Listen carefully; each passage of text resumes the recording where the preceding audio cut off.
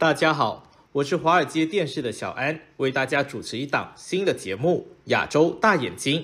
什么样的内容，您慢慢看就知道了。全球三大独裁者之二在主要航天发射场会面，究竟俄罗斯和朝鲜在密谋着什么？两国会有什么样的合作呢？普京和金正恩在9月13日在俄罗斯的主要航天发射场会面，那誓言将在经济和安全问题上加强合作，并将矛头指向美国领导的全球秩序。普京承诺将为朝鲜的卫星事业提供援助，金正恩则承诺会与俄罗斯建立牢不可破的关系。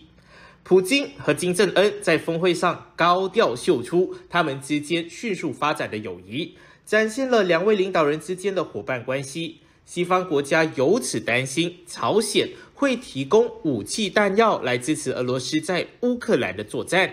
根据俄罗斯国家通讯社塔斯社 TASS 报道，金正恩没有直接点名任何敌对方，但他宣称相信普京有能力打赢乌克兰战争，并创造一个稳定的发展环境。金正恩将以持续19个月的俄乌战争称作一场神圣的斗争，将惩治奉行霸权和滋生扩张主义幻想的邪恶势力抱团。9月13日，双方在俄罗斯的东方航天发射场举行了会谈。该发射场位于俄罗斯的远东地区。金正恩乘坐火车到达。金正恩和普京在发射场内的航天设施附近散步。俄罗斯官员介绍了该国的火箭发射流程。在金正恩和普京举行这次面对面会晤之前，两国代表团已经先行会谈，这是两人的第2次面对面会晤，但这次的会谈没有签署任何协议。根据俄罗斯官方媒体报道，普京称他与金正恩进行了坦诚交流，包括讨论了俄罗斯援助朝鲜农业发展。他说，金正恩计划前往周边地区的其他地方，参观俄罗斯科学院和阿穆尔河畔共青层生产喷气式战斗机的工厂。这是金正恩4年多来首次外访。他乘坐的豪华防弹列车需行驶多日才能抵达上述的航天发射场所在的阿穆尔州地区。普京曾利用这个航天中心进行过高调的外交活动，包括在2022年4月接待白俄罗斯领导人来访。俄罗斯上个月在该发射场进行了登月发射，但没有成功。你知道吗？一般的国家领导人都乘坐私人飞机出访，唯独金正恩是乘坐防弹列车出行。他乘坐的超级防弹列车引起极大的好奇，它行驶得非常缓慢，却异常的豪奢。里面的配备胜于电影《007》主角詹姆斯·邦特号称移动城堡。金正恩为什么要坐火车旅行呢？如同从前的斯大林、金氏王朝从父到子都避免乘坐飞机，因为他们认为飞机容易出事，容易遭到袭击。而金正恩自然也跟随祖辈留下来的传统。2018年，他不惜花了整整60个小时乘坐火车前往北京，再从北京前往河内，与时任美国总统特朗普会面。2001年，他的父亲金正日乘坐火车从平壤前往莫斯科，时间更长，整整走了24天，堪称火车马拉松。当时陪伴金正日的一名俄罗斯随员见证了车内的豪奢，从大龙虾到法国名酒，应有尽有。根据官方公布，金正日死在火车上。2011年离开平壤下乡视察时，在旅行中心脏病突然爆发。领袖坐过的火车就这样在朝鲜重要无比。金日成和金正日使用过的火车被陈列在平壤的锦绣山纪念宫。金正恩的火车又有什么特点呢？金正日的火车是在平壤制造的，有几辆几乎完全相同的型号，从窗户到墙壁和地板全部装甲，原则上可以抵御子弹和爆炸物。但根据韩国统一部称，它的功能并不仅限于此。根据消息来源称，它拥有突击武器和一架可在紧急情况下使用的直升机。而缺陷就是由于这些设备异常沉重，列车的时速不能超过60公里。不过根据韩国外交部就称，火车的安全条件比飞机好得多，因为飞机在受到攻击时生存的机会大大减少。此外，在出现意外情况时，它可以很容易的改变方向，而且它的路线比飞机更难预测。为了增加胜算，金正恩通常会在其列车线上部署军事人员。2019年访问河内时就是如此。那朝鲜帮助俄罗斯拖长乌克兰战争。那言归正传，对朝俄两国来说，这次备受瞩目的峰会提供了一个难得的机会，来展示双方之间的友谊。在俄罗斯入侵乌克兰、朝鲜恢复远程导弹实验之后，普京和金正恩走得更近了。上述行为已使这两个国家更加受到外界孤立和排斥，这使得金正恩和普京看待世界的观点基本一致，因他们面临着一系列相似的挑战，经济疲软、国际制裁以及美国的联盟得到加强。这次备受瞩目的峰会也为这两位领导人提供了一个机会，表明他们仍有强大的盟友在侧。但这次会晤带来的可能不仅仅是外交秀，美国及其盟友就警告说，该会晤或将推动朝俄之间的军售，朝鲜将提供弹药帮助俄罗斯补充补给，拖长乌克兰战争。俄罗斯年产200万枚炮弹。华尔街日报报道，西方曾经认为俄罗斯每年或许可以生产约100万枚炮弹，但根据一位西方官员就称，现在的评估结果是俄罗斯未来几年有望年产200万枚炮弹。这位官员就说，据此判断，俄罗斯去年发射了1000万至1100万枚炮弹，有时使用的是过期的、容易发生故障的炮弹。这位官员就说，为了满足打乌克兰战争所需，那俄罗斯已将国防开支提高30%左右，这给俄罗斯经济带来了扭曲的效应，迫使在其他方面削减开支，并促使利率上升。一些现任和前任美国官员淡化了普京会的影响。美国驻联合国大使托马斯·格林菲尔德9月13日就说，俄罗斯与朝鲜的接触表明了俄罗斯是多么的绝望。曾担任负责朝鲜事务的美国国家情报员官员就说，虽然尚不清楚普京和金正恩在闭门会议上达成了什么协议，但这次的峰会结果显示，俄朝两国政府之间的合作将继续受到限制。他说，会后没有发表关于协议的联合声明，这看起来就像一次临时起意的合影。他说，除了在对抗西方方面有共同的话题，朝俄两国可以互为所用的地方并不多。那日本和韩国的官员就说，这次的峰会召开数小时前，朝鲜从本国东海岸发射了2枚弹道导弹。研究朝鲜问题的观察人士就说，朝鲜在金正恩不在国内时进行武器实验，可能是为了表明，即使金正恩不在国内，朝鲜政权也保持军事戒备状态。武器专家就说，朝鲜的许多导弹都是基于前苏联时代的技术，该国的炮弹与俄罗斯的许多武器系统兼容。那金正恩在负责朝鲜武器生产和卫星技术的高级军官陪同下抵达俄罗斯。如果朝鲜的技术取得进步，金正恩政权就可以实时追踪美国及其盟国的军事动向，朝鲜核打击能力的精准性也可能得到提高。在朝鲜第一次卫星发射失败之后，韩国和美国对回收的碎片进行了联合分析，结果表明其存在重大缺陷，不能被视为军事级别的用途。曾担任韩国总统安全顾问的官员说，朝鲜的军事卫星项目仍处于非常基础的阶段。另外，许多武器都是由需要更换的旧部件制成的。他表示，俄罗斯可能在朝鲜武器项目的升级和提高方面提供帮助。那伦敦防务与安全智库的研究员Darya Dojikova 就说，通过确认两国之间更密切的协调，普京会还可能为一些国家和私营企业恢复与朝鲜的商业往来开绿灯。俄罗斯是联合国安理会的常任理事国，拥有否决权。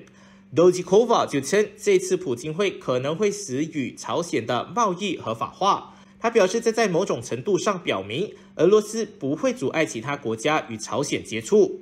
那作为913庆祝活动的一部分，身穿黑色西装、系银色领带的金正恩在东方航天发射场的留言簿上签名留言。他写道：“俄罗斯培养航天先驱的荣耀将被永远铭记。”那平壤当局一向善于在中俄两国间周旋，此次专程到俄罗斯会晤普京，并可能密切两国军事着，是否也在向中国传达什么信号呢？9月12日，中国外交部发言人毛宁在例行记者会上就肯定中朝关系发展良好，双方正在深化两国各领域交流合作。面对关于这两个中国的亲密盟友此次交往的提问，他推说那是俄罗斯与朝鲜间的安排。而至于中国未来几个月是否计划邀请金正恩访华，毛宁则表示没有可以提供的讯息。谢谢大家，这就是第12期亚洲大眼睛，希望听到您的意见，留言在节目下方。欢迎您收看华尔街电视简报。北京暗伤苹果，苹果在中国的日子还会好过吗？ VOA 林峰。在美国科技巨头苹果公司 Apple Inc.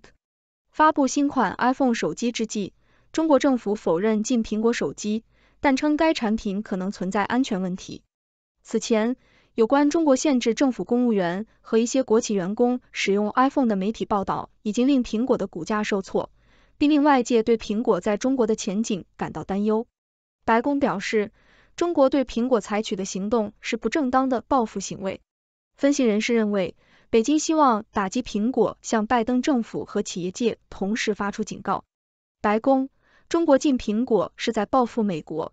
白宫表示，他们认为中国试图实施和扩大对 iPhone 实施政府禁令的举措是一种对美国的报复。这是白宫首次就北京针对苹果公司的做法发表评论。白宫国家安全委员会发言人约翰·科比 （John Kirby） 周三9月13日对记者说，显然，我们正在密切关注这个情况，并感到忧虑。这似乎与我们过去从中华人民共和国看到的对美国公司采取的侵略性和不当报复行为是一脉相承的。这似乎就是这种情况。他还说，我们对他们究竟在做什么和为什么这样做并没有完全清晰的了解。我们肯定会呼吁他们更加透明地说明他们所看到的和所做的事情。稍早前，中国政府亦于周三就可能限制一些政府公务员使用苹果 iPhone 的报道作出回应。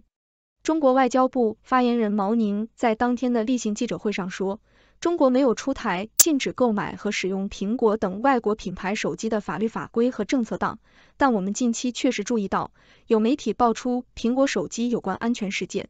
毛宁没有说明有关的安全事件，但他强调，在华经营的所有手机企业都要严格遵守中国的数据安全法、个人信息保护法等法律法规，保护消费者存储在手机中的数据不被任何个人、任何组织窃取，确保资讯安全。华尔街日报1个星期前最先报道了中国要求政府公务员不得在工作中使用 iPhone 或将其带到工作场所的消息。报道援引知情人士的话称，政府公务员是最近几周从工作聊天群或会议上陆续接到上级通知的。该报道导致苹果股价遭遇了1个月以来最大的单日跌幅。彭博社随后的报道称，相关限制措施也涉及有政府背景的组织和国有企业。在中国，这是一个规模相当大的消费群体。华盛顿智库战略与国际问题研究中心 CSIS 国际商务研究总监威廉·瑞恩斯 William A. Ranch 对美国之音表示，北京的做法在一定程度上是冲着美国对华为的禁令而来的。我的观察是，中国常常采取报复行动。有时候，他们需要一段时间来决定如何行动，因为他们试图采取那些会伤害我们而不会伤害到自己的举措，尽管这很困难。他说，他们可能认为，既然我们视华为为安全风险，那么将苹果视为同样类型的安全风险是合理的。贬苹果，助华为。中国政府就苹果 iPhone 的回应未能平息市场和投资人对苹果产品在华销售前景的担忧。星期三，苹果的股价一度下跌了 1.3%。中国是苹果最大的海外市场，也是其最重要的增长点。去年，苹果3940亿美元营收的近 20% 来自包括中国大陆、香港和台湾的大中华区市场。今年第2季度，中国首次超过美国甚至整个北美地区，成为全球最大的 iPhone 市场。据 Tech Insights 估计， iPhone 当季在中国大陆的出货量占到总出货量的 24%， 超过美国的 21%。奥尔布赖特石桥集团 Albright Stone Group 负责中国与科技政策的副合伙人保罗·特廖洛 Paul Triolo 认为，中国政府是故意释放含混不清的信号，时机经过巧妙计算，其目的是向美国拜登政府和企业界发出警告，即我们手里还有牌可打。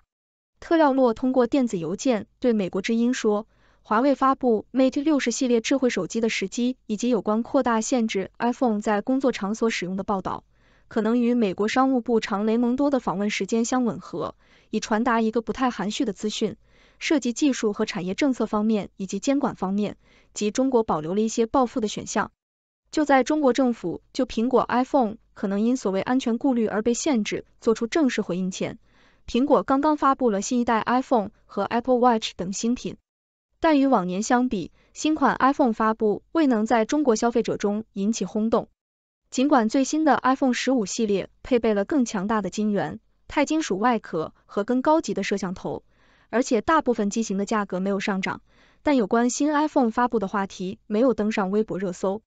上个星期，受到美国严厉制裁的中国科技界龙头老大华为抢在苹果之前，率先发布了一款网速可达到 5G 标准的智能手机 Mate 60 Pro。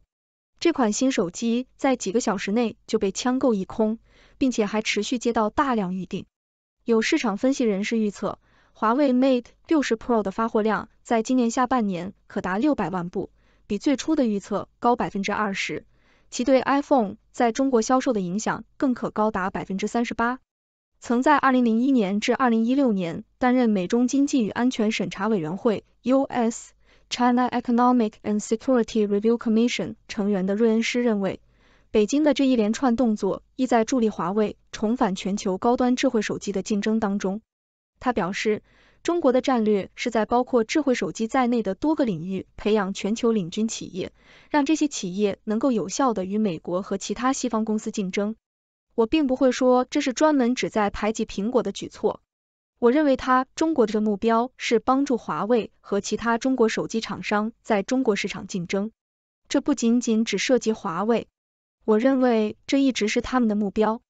他说，但加图研究所 Cato Institute 国际经济政策研究员克拉克·帕卡德 Clark Packard 认为，现在就下结论，认为苹果的 iPhone 将会在中国遭遇重创为时过早。我不认为这是许多头条新闻所暗示的那么大的问题。他对美国之音说，我要提到的例子是特斯拉，中国曾限制军队人员使用特斯拉汽车，主要是担心智能汽车收集的数据可能构成国家安全问题，但特斯拉的销量并没有下滑。长期以来，苹果公司与中国政府保持了良好的共生关系，从而使其能够在美中贸易战和科技战日趋激烈的情况下能够独善其身。中国不仅是苹果最重要的市场，也是最大的生产基地，其绝大部分产品在中国组装，通过代工厂商和供应商带动了中国数以百万计的工作岗位。此外，苹果也一直配合并遵守了中国政府严格的资讯安全法规和苛刻的内容审查，包括下架中国政府认为非法的应用程式和游戏，并从2018年开始把中国使用者的 iCloud 账户转移到中国境内的伺服器上，还把这些账户的加密密钥存储在中国。在新冠疫情爆发前，苹果公司首席执行官蒂姆·库克 Tim Cook 定期访问中国，并与中国高级官员会面。今年3月，他在新冠疫情后首次访问中国时，与其他一些外国企业高管一起得到了中国总理李强的会见。当时，他称赞了苹果与中国良好的合作关系。北京对苹果亮剑的象征意义大于实际影响。奥尔布赖特石桥集团的特廖洛表示，正因为上述因素，才使得北京此次对苹果亮剑的象征意义要大于其实际影响。他通过电子邮件回答美国之音提问时写道，他对苹果在中国的销售影响可能会很小，亦不太可能威胁到苹果在中国的工作岗位。因此，这是北京的一步高招，对中国的负面影响很小，但具有巨大的象征性价值。但在美中科技冷战不断加深的背景下，苹果显然也已经成为一个被针对的目标。对于这家引领全球科技潮流的美国科技巨头来说，中国政府周三的含混不清的表态，反而加剧了投资人对苹果在中国前景的担忧。一些华尔街分析师表示，各种迹象表明，即使是与中国政府关系良好，在全球第2大经济体拥有庞大市场份额的公司，也不能免于中美两国之间紧张局势的影响。CSIS 国际商务研究总监瑞恩斯说，大多数美国公司目前都不要指望在中国能被公平对待。这苹果的境遇表明，中国的决策并不主要基于一家公司是否友好或合作，而是基于中国在当下如何评估自己的战略利益，以及这是否有助于实现安全目标，是否传递了有用的信号。我认为合作或不合作不是最重要的标准。他说，台湾战争是一个低迷中的中国最不需要的事情。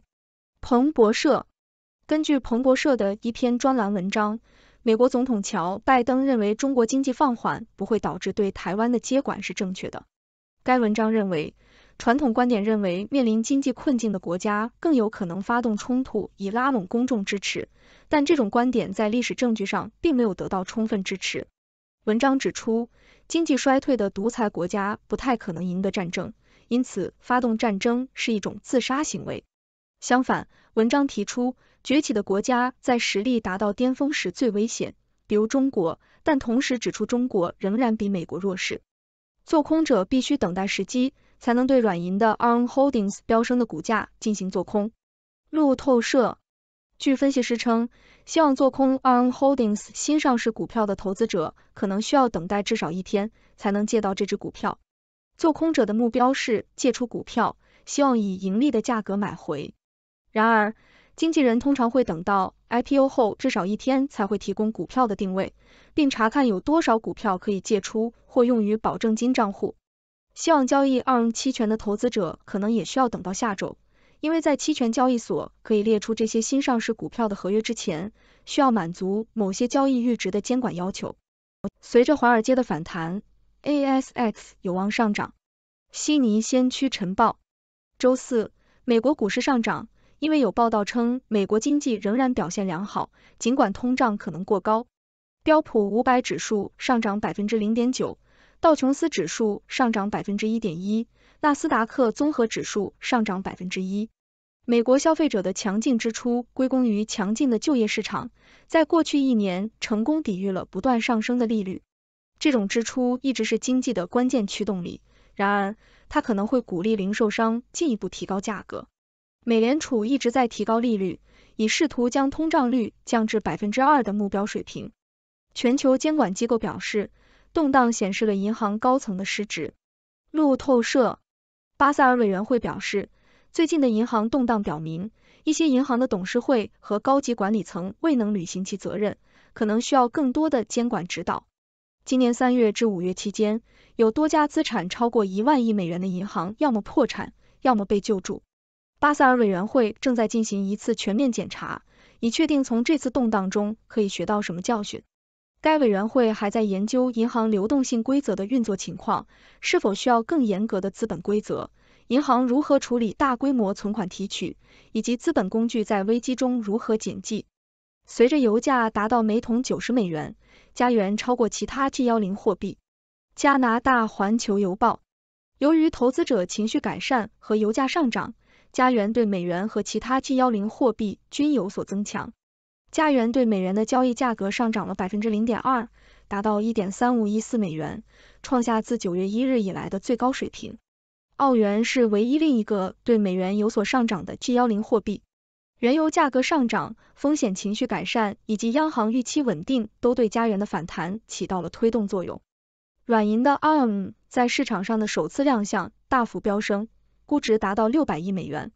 路透社，软银的 Arm 控股股份在纳斯达克首次公开上市时，开盘价比发行价高出 18%， 将这家英国芯片设计公司的估值提高到近600亿美元，这是它在公开市场上回归的第7年。股票开盘价为每股 56.10 美元，而发行价为51美元，并稳步上涨至略高于60美元。分析师和投资者对 IPO 市场持乐观态度，并认为 Arm 控股的 IPO 成功可能会导致市场活动增加。这次 IPO 被视为风险偏好和对高增长、投机性公司的兴趣的重大考验，而这是在利率上升的新世界中进行的。此外，纳斯达克将从上市中获益，通过从上市公司获得的收入和其他交易所销售的服务。理查森财富前首席执行官安德鲁·马什被任命为总部位于美国的王朝金融合作伙伴公司的副主席。加拿大环球邮报前理查森财富有限公司首席执行官安德鲁·马什已被任命为朝代金融合作伙伴的副主席。该公司是一家为注册投资咨询公司提供技术服务的公司。马什于今年4月加入朝代金融，作为执行居住人员，将向创始人兼首席执行官谢尔·佩尼汇报，并负责战略业务审查、企业发展机会以及扩大美国大型注册投资顾问公司的业务。马什在理查森财富担任高管领导职务近20年，将公司发展成为管理约300亿美元资产的160名投资顾问的公司。新的交易所交易基金 ETF 旨在利用0日期权的热门市场。路透社总部位于迈阿密的 Defiance ETFs 公司推出了一支交易所交易基金 ETF， 为投资者提供了一种参与短期股票期权的新方式。该 ETF 旨在利用短期期权合约的双重受欢迎程度，以及对通过出售期权和投资美国大型股票来产生收入的 ETF 的高度兴趣。尽管通胀和利率上涨，消费者对休闲旅行仍然渴望不已。Transat 首席执行官多伦多新报加拿大旅游套餐公司 Transat 报告称，其第3季度净收入创下历史新高，并自2019年以来首次实现盈利，为今年的财务预测带来了更加乐观的前景。该公司预计将受益于对休闲旅游的压抑需求，并计划明年将产能扩大近1/4。Transat 将其2023年调整后盈利的利润率目标提高，并报告称，尽管产能低于 14%， 但收入增长接近2019年水平的 7%。币安美国的法律和风险高管正在离职。华尔街日报路透社据报道，加密货币交易所币安的美国分支币安美国的风险和法律高管因监管压力而离职。据称，法律主管 Krishna Javadi 和首席风险官 Sydney Magelia 将离职。此前，币安美国宣布首席执行官离职，并计划裁员约1/3。美国证券交易委员会在6月对币安及其创始人提起民事诉讼，指控他们创建币安美国以规避证券法。币安近几个月还见证了其他高管的离职。欧洲央行确定了欧元的命运，评价再次成为可能吗？麦基弗路透社欧洲央行决定停止加息，增加了欧元对美元和日元进一步走弱的可能性。对冲基金和投机者仍然大量投资于欧元，但由于利率差异将对其不利，并且欧元区经济前景暗淡，该货币可能很快会与美元持平。汇丰银行的货币分析师预测，到2020年中期，欧元将走弱至 1.02 美元。与此同时，日本银行正在收紧货币政策，这可能导致欧元对日元进一步下跌。法国兴业银行在战略审查中考虑出售设备融资部门。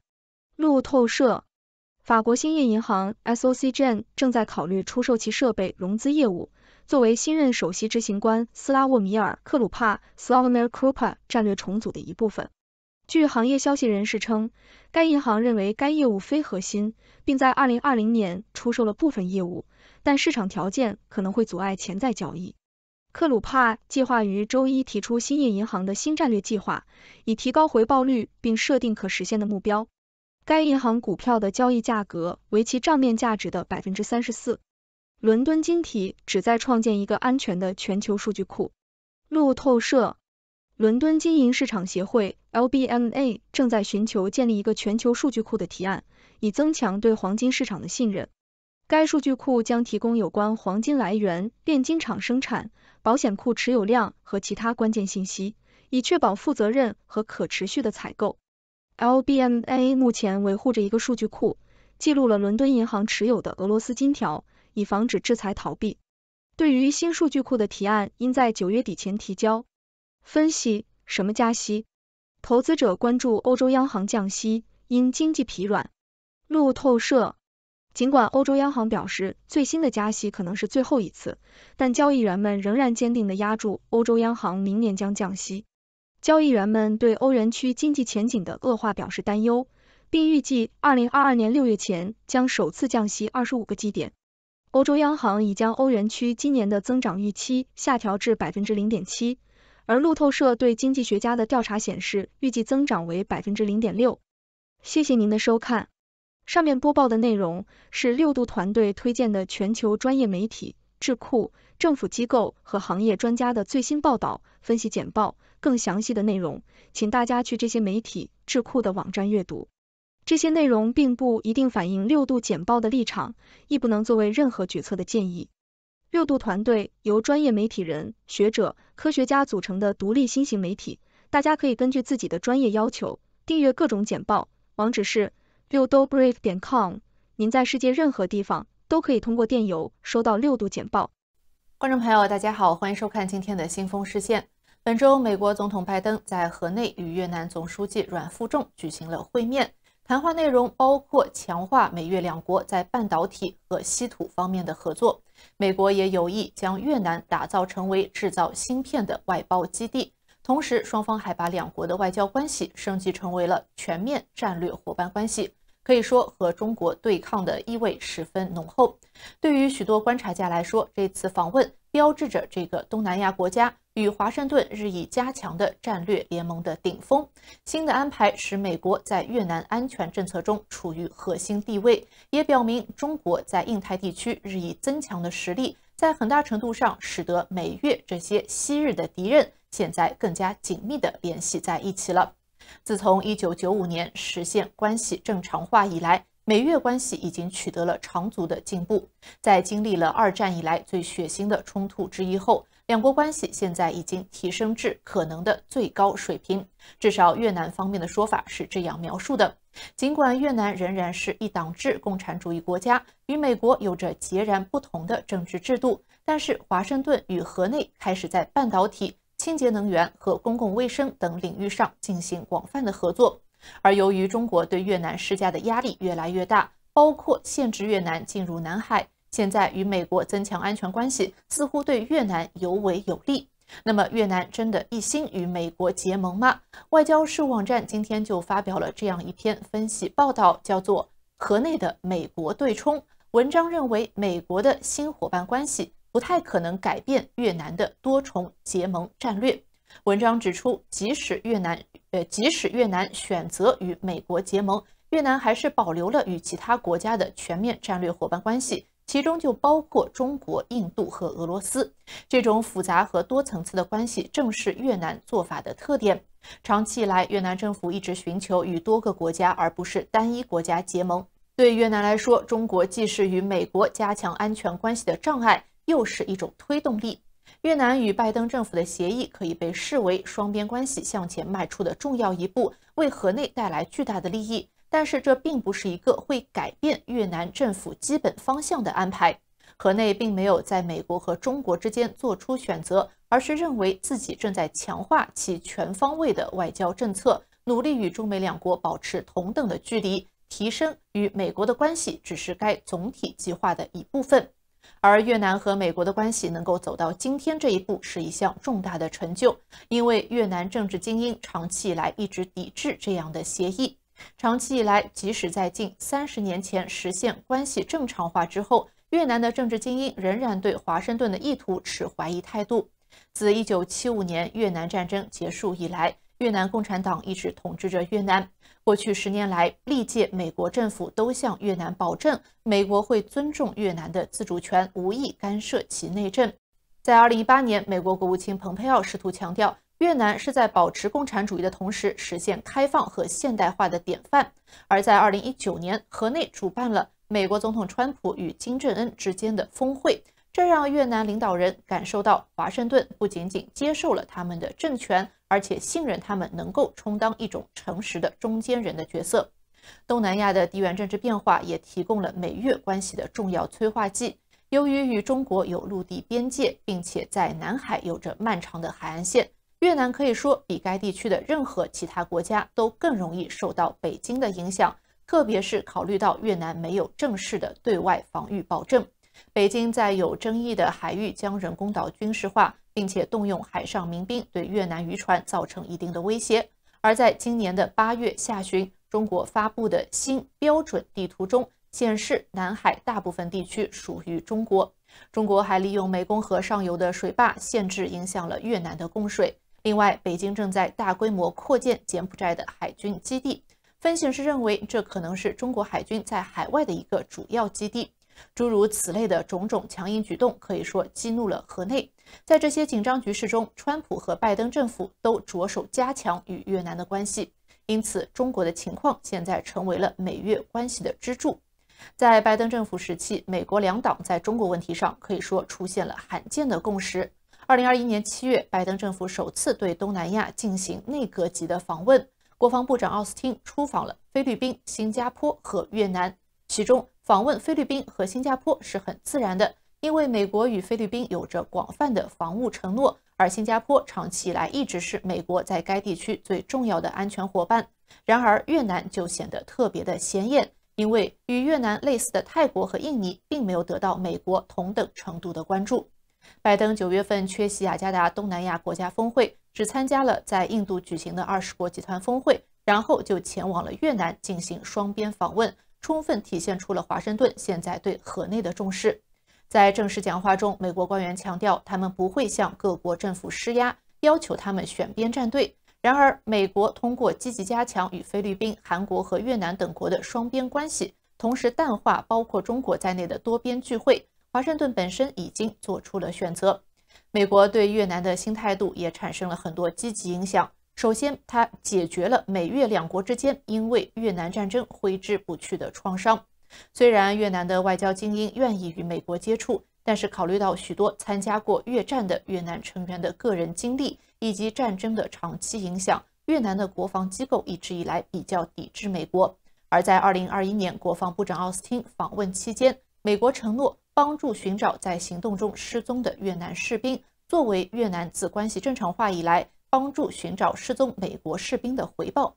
而在此之前，一直到2018年，美国仍然不愿意帮助越南清除没有引爆的炸弹和地雷等残留物。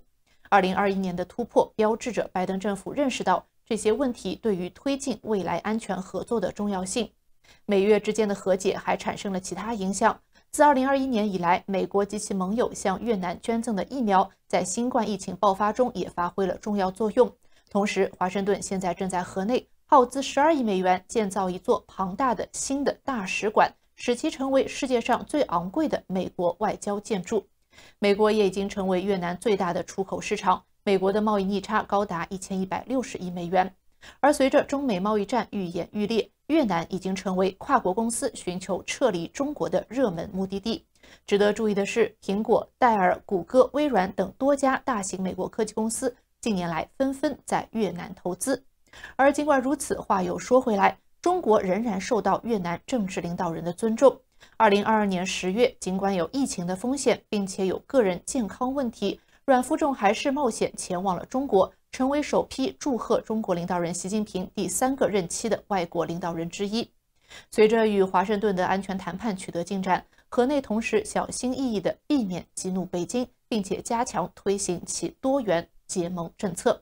虽然越南与美国深化安全合作标志着两国的一个重要转折点，对于管理与中国的实力不对称尤为重要，但是文章分析认为，河内将会始终致力于确保华盛顿不是他唯一的选择。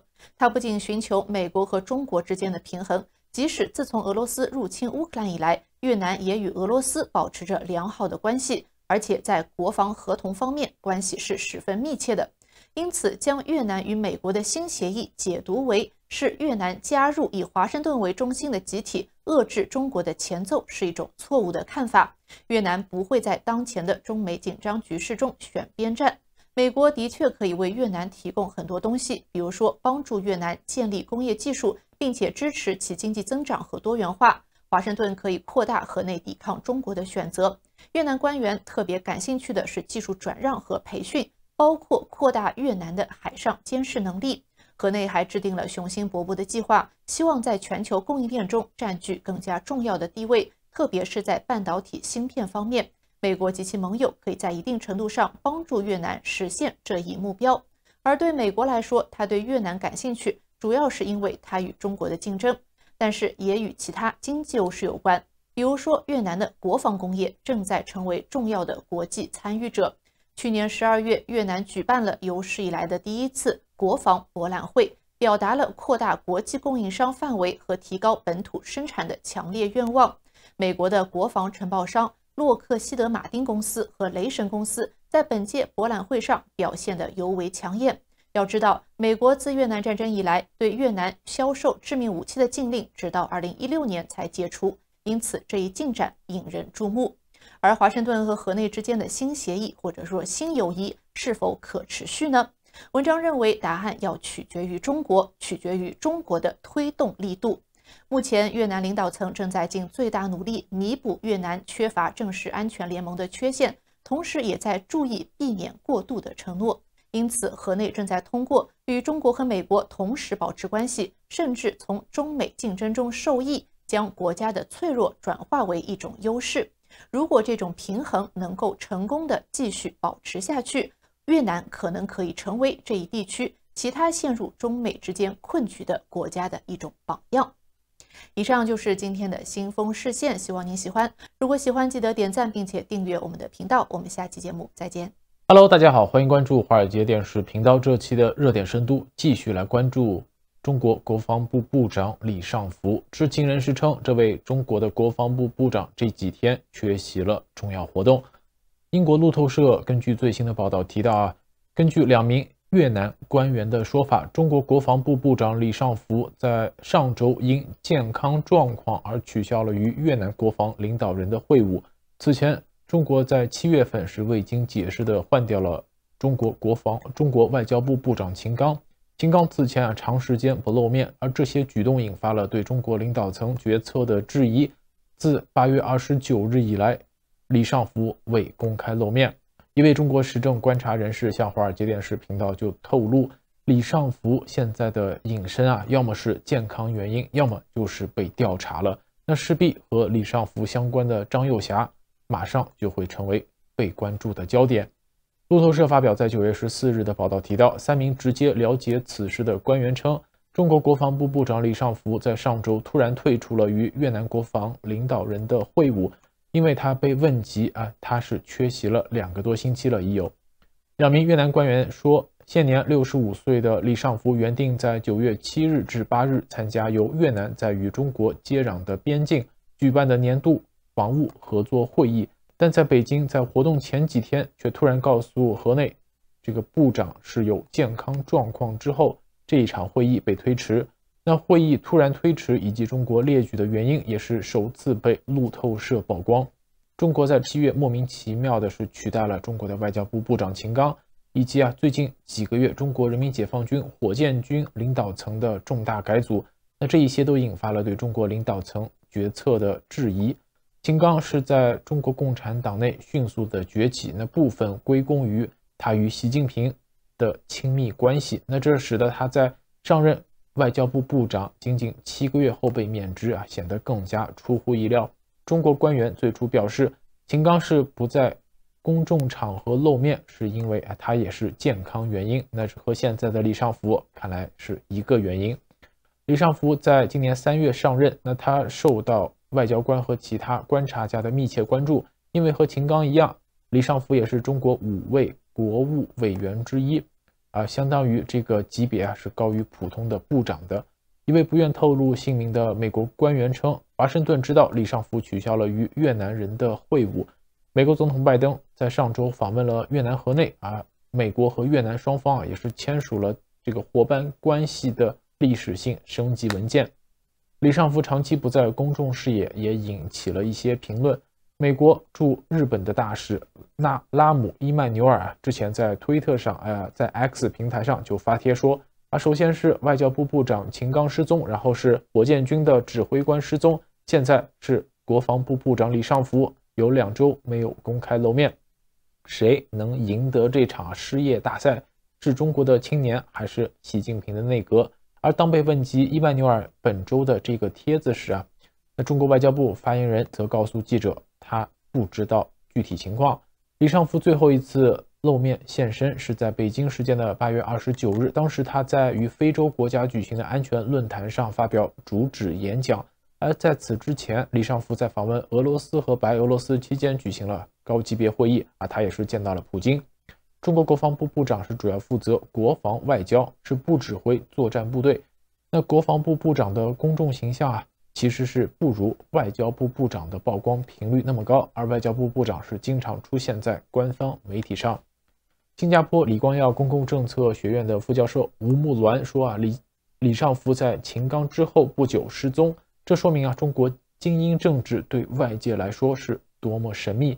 他说中国觉得中国的习近平觉得根本没有必要向世界解释自己。在2018年的9月20日，美国国务院宣布，因牵涉与俄罗斯主要武器出口商俄罗斯国防产品出口公司的重大交易，将依据2017年8月签署生效的以制裁反制美国敌人法案，立即对中央军委装备发展部及部长李尚福实施制裁。当时李尚福还不是国防部部长。而美国国务院称制裁行动与中国在2017年购买10架苏35战机，2018年采购 S400地对空导弹系统有关。那该项制裁是令禁止中央军委装备发展部和李尚福本人申请出口许可与进入美国金融系统，并将其加入美国财政部的特别指定名单，禁止美国公民与之有生意的往来。中国官员一再表示，他们希望取消这些制裁，以促进双方军队之间更好的讨论。美国国防部部长劳埃德·奥斯汀在6月份于新加坡举行的一次国防会议上，试图是和李尚福会谈，但是他们的这个会谈仅仅局限于一个寒暄和握手而已。当时李尚福在香格里拉对话上发表上任后的第一次重大演讲，当中李尚福提到，中美如发生激烈冲突，将是世界不可承受之痛。在2016年，李尚福被任命为军方当时新的战略支援部队的副指挥官，这是一个负责加速太空和网络战能力发展的精英机构。然后他从2017年开始领导军方的采购部门，直到他成为现在的国防部部长。而李尚福在装备系统多年，历任总装备部的副部长、战略支援部队的副司令、载人航天工程副总指挥和中央军委装备发展部部长。在2017年9月，李尚福接替张又侠担任中央军委装备发展部的部长。而在今年的7月26日，中共军委发布公告，要求相关人员举报自2017年10月以来军备采购招标的腐败线索。这两个时间比较重叠，颇为让人引发联想。那在7月份的这份函件通知中该部门表示正在寻求清理其招标的过程，并邀请公众报告可追溯到2017年的违规行为。目前还没有关于可能发现的最新情况被公布出来。在9月12日日经亚洲的报道中就有提到，一位美国政府官员暗示李尚福的失踪可能与腐败有关。这位官员告诉日经亚洲说解放军最持久的问题太大了，大到习近平无法解决，而这些问题对习近平想要实现的目标产生重大影响。要知道，近期中国接连有重要的人物被查或离世。那根据不完全的整理，先是这个外交部的前外长秦刚，最后坐实是被免职外交部部长，并且国务委员的会议也没有他的身影。接着是李玉超，这个火箭军的前总司令。接着是吴国华，这是火箭军前副司令，疑似是在家中卫生间选择了自我了断。此外还有王少军，这是前中央警卫局局长，67岁，公布的这个死因是因病离世。而在中共党媒则是延迟了3个月才公布这条死讯。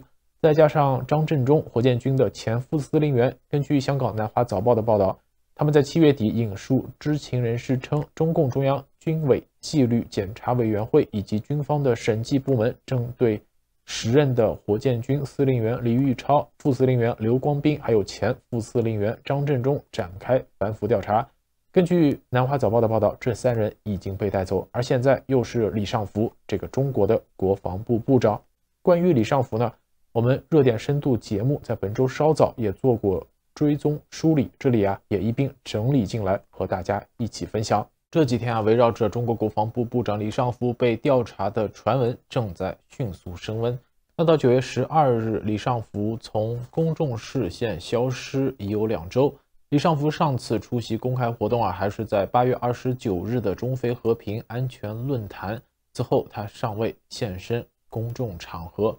那在9月8日，美国驻日大使拉姆·伊曼纽尔就在社交媒体平台 X 上写道，习主席的内阁现在就像是阿加莎·克里斯蒂的小说《无人生还》，先是外交部部长秦刚失踪，然后是火箭军司令员失踪，现在是国防部部长李尚福，2周都没有公开露面。这场事业大赛谁会获胜？中国的年轻人还是习近平的内阁？那么伊曼纽尔还在文末的 hashtag 标签上写上这个北京大楼里的神秘事件。具体或者是这个非常准确的来说这个伊曼纽尔写的是一个预言，因为在他写这一则贴文的时候，那李尚福消失在公众视线还不到2周。在北京时间的9月11日，在中国外交部例行记者会中，有记者提到外界对于李尚福可能被查的猜测，追问李尚福的下落。发言人毛宁是以我不了解你所说的情况来应对，而毛宁这样的回答让人想起中国外交部此前应对媒体追问秦刚下落时所采取的策略。中国前外交部部长秦刚自2023年的6月25日之后就未再公开露面，在7月25日遭到免职，成为中国历来在任时长最短的外交部部长。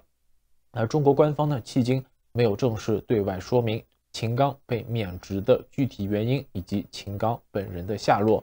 一位中国时政观察家向华尔街电视频道透露说，当前李尚福被调查的传闻升温和李尚福的出身背景有关，这还要说回到2023年年初闹得沸沸扬扬的中国间谍气球事件。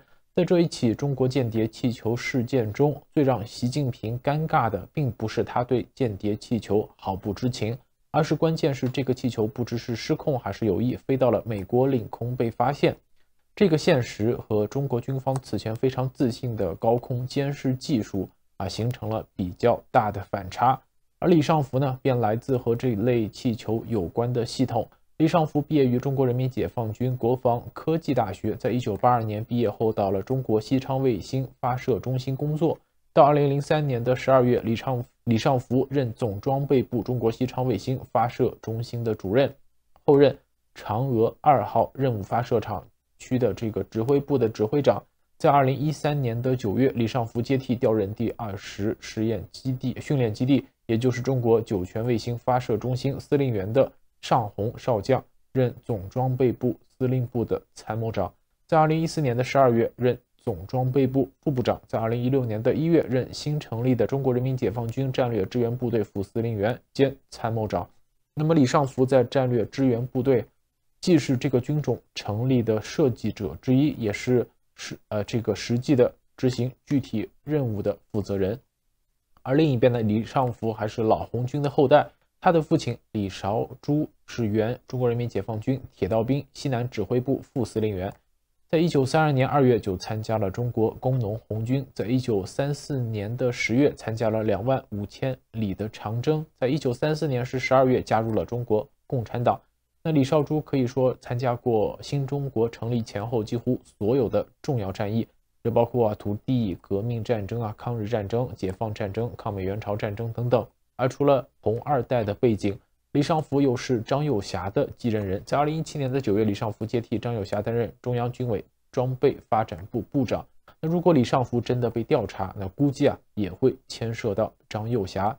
那根据解放军相关的公开报道，在2023年的7月26日，中共军委发布公告，要求相关人员举报自2017年10月以来军备采购招标的腐败线索。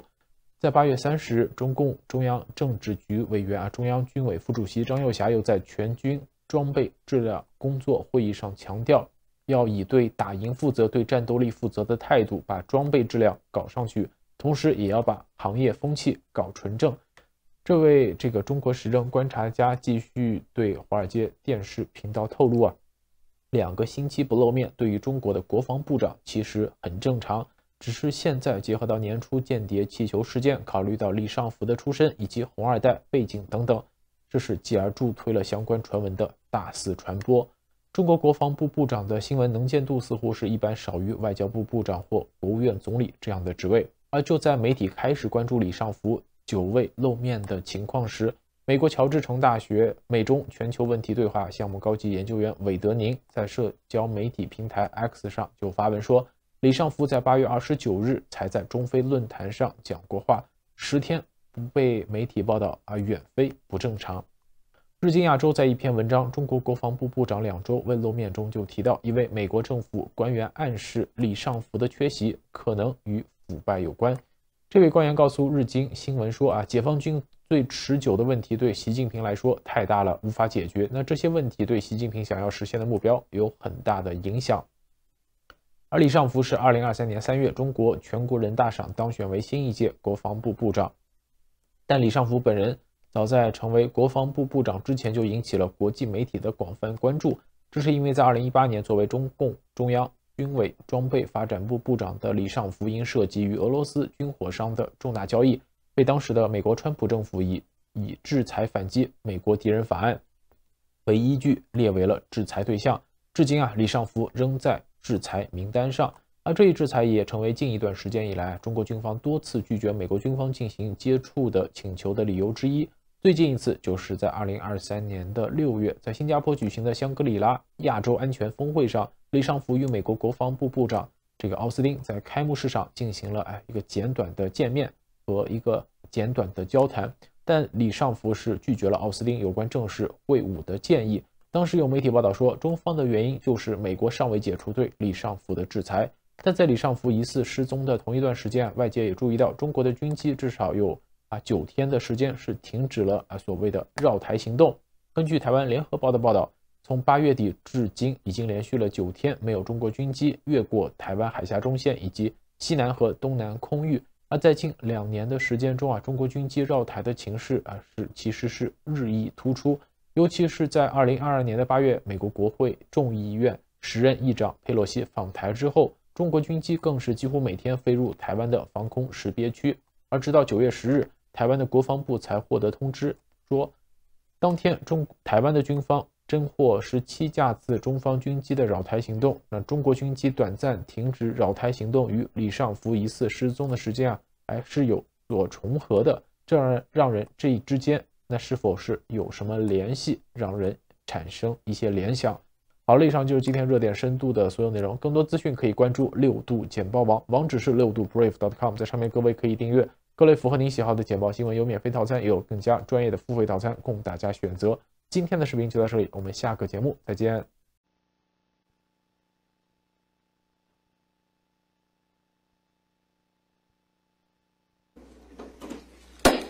The Select Committee will come to order, and the clerk shall play the video.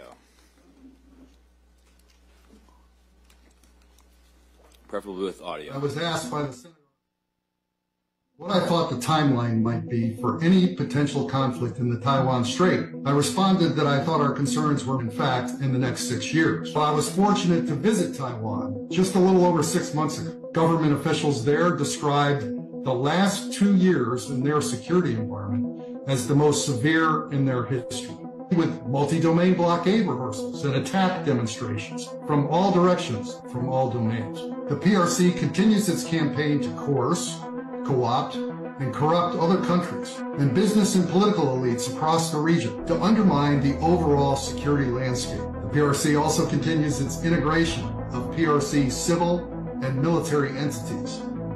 It continues to deepen the reach of its national security laws, even affecting U.S. business in the PRC. And lastly, the PLA continues to follow Chairman Xi's edict to fight and win by 2027. I think if you're in a kinetic war where munitions are flying, the natural result of that is all maritime shipping in the area will stop. A much more sudden and immediate severing of relations. And important American companies, and notably Apple, would likely see the value of their operations fall very substantially just because of their supply chain dependence on a mix of Taiwan and China, of particular importance to the U.S., the flow of semiconductors out of Taiwan, that if you don't have the right chips, you can't produce a functional car. For some specific components, it would be almost impossible in the short run to find those components. I think your baseline would assume a near complete freeze of cross-border financial transactions and U.S. financial assets inside China would also likely be frozen. This is one of these jump kind of risk. Enormous amounts of instability in global financial markets. Those Americans who've invested in specific Chinese companies or who've invested in indexes that have some exposure to China would see a meaningful portion of their wealth impaired. It would be responsible for all those making significant investments to make their portfolios, to the extent possible, resilient in the face of this kind of shock. In March of 2020, we could play it again, but I think we got the message.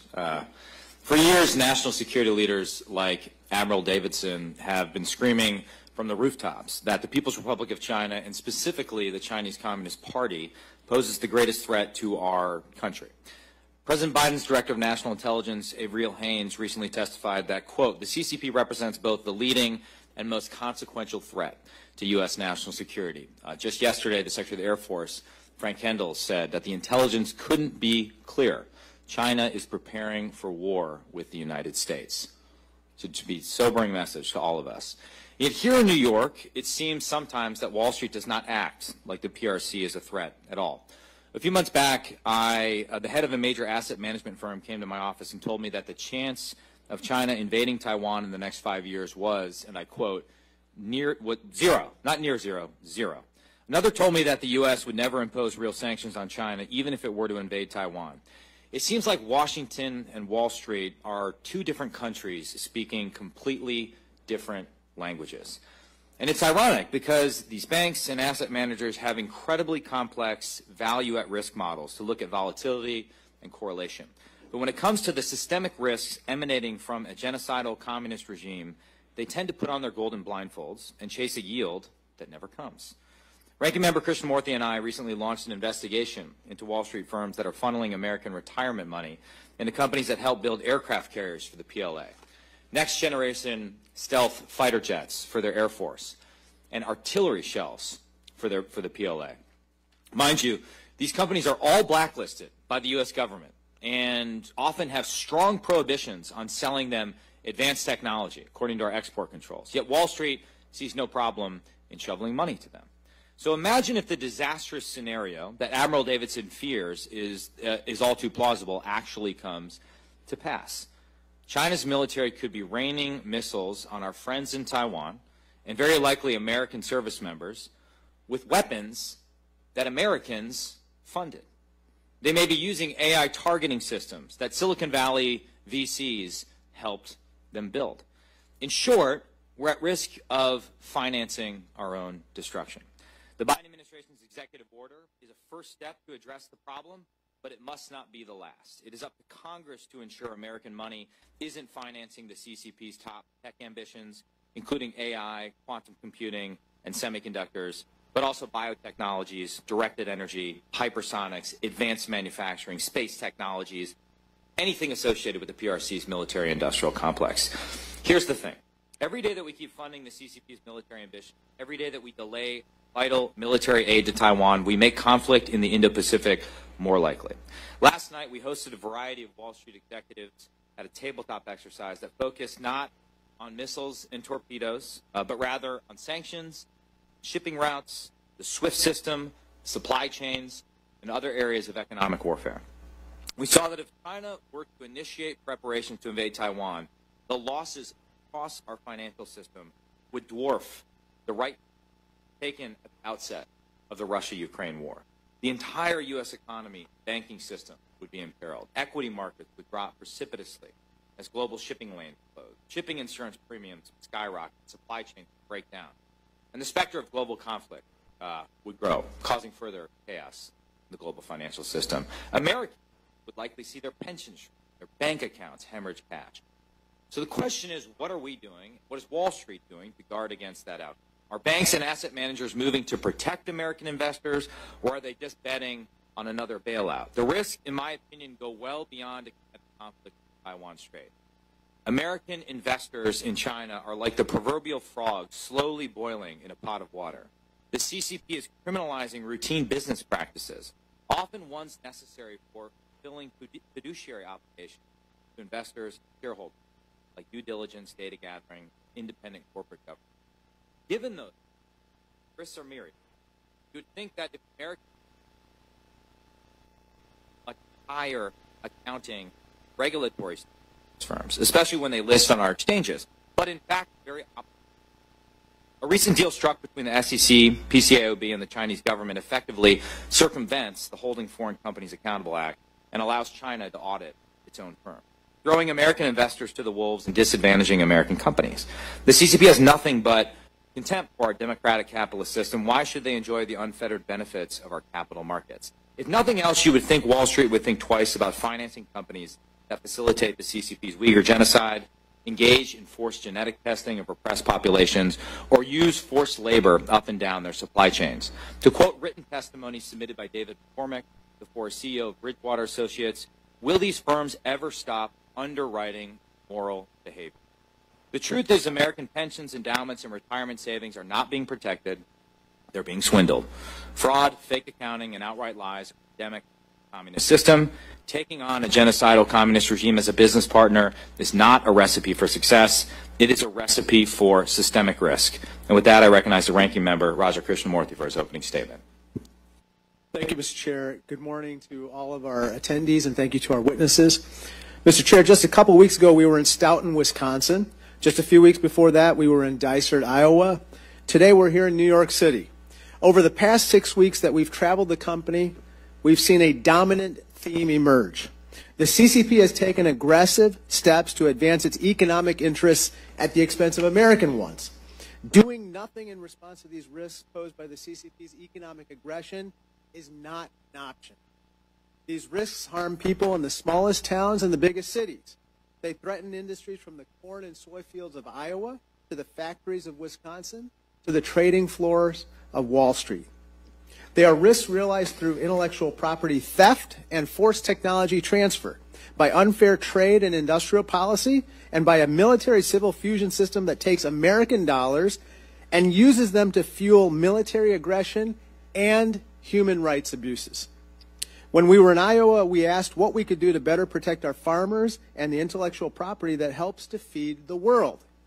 When we were in Wisconsin, we asked what we could do to better protect our job creators who help to create paths into the middle class.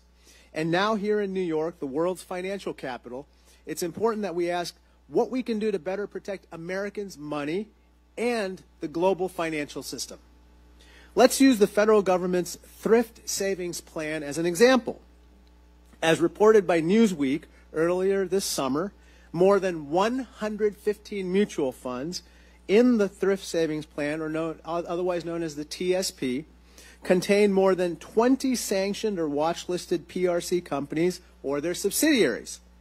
These companies make, among other things, fighter aircrafts and ship engines for the People's Liberation Army and pose a direct national security risk. They also use Uyghur forced labor to produce textile, clothing, household electronics goods, and medicines. By investing in these companies, we risk supporting the CCP's military aggression and their human rights abuses. But that's not the only risk facing American investors from the CCP. As of January 2023, there were more than 250 Chinese companies listed on U.S. stock exchanges with a total market cap of over $1 trillion. These are stocks that Americans are investing in every day. But they don't come with what most Americans consider to be standard investor protections. Their complicated corporate structures carry massive risk. All the while, the CCP is cracking down on the very act of disclosing risks. The CCP is doing this by cracking down on due diligence to the point where the U.S. Chamber of Commerce has said that, quote, risk can't be properly assessed. The CCP is so afraid of bad news getting out that they've stopped publishing their skyrocketing youth unemployment numbers and instructed investment banks to avoid publishing politically sensitive data that could make the Chinese economy look bad. It's no wonder that just a couple weeks ago, Secretary Gina Raimondo said that according to some business leaders, quote, China is uninvestable because it's become too risky. It's our job on this select committee to make sure that our constituents face less risk and more certainty. It's our job to make sure that in the same way your food supply and your jobs are protected from harmful CCP policies, that your money is protected too.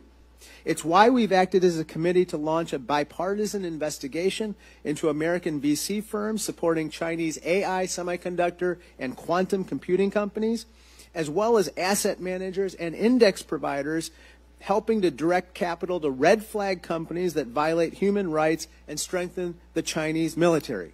It's also why I believe the Biden administration has taken critical and positive steps to address these problematic outbound investments, steps that deserve our support and legislative action to strengthen them. The stakes for our families from Iowa to Wisconsin to New York are simply too high to ignore, and they are too high for us to settle on a path of inaction. I look forward today to hearing from our witnesses about what we can do to address these risks and protect the interests of the American people. Thank you, and I yield back the balance of my time. Thank you. Thank you. If any other member wishes to submit a statement for the record, without objections, those statements will be added to the record. We are privileged today to have a great lineup of witnesses, each of whom brings a unique set of insights into the threat the Chinese Communist Party poses to U.S. financial stability. Unfortunately, one of our witnesses, Mr. Kim could not make it here due to bad weather. My understanding is he was over Pennsylvania when his plane was forced to turn around, and he could not find any other flights due to air traffic control in New York. I will not make a sort of jab at LaGuardia or JFK. I appreciate the hospitality we've been shown in New York City. But I just really want to quote his testimony, exceptional. I encourage you all to read it. One thing that stood out to me was this quote. I've often said that China is the only country in the developed world that knows its GDP on January 1st of that year. However, as GDP grows, so does the required amount of additional investment needed to grow in the future, much of which is debt funded. We call this China's treadmill to hell. So he didn't pull any punches in the testimony.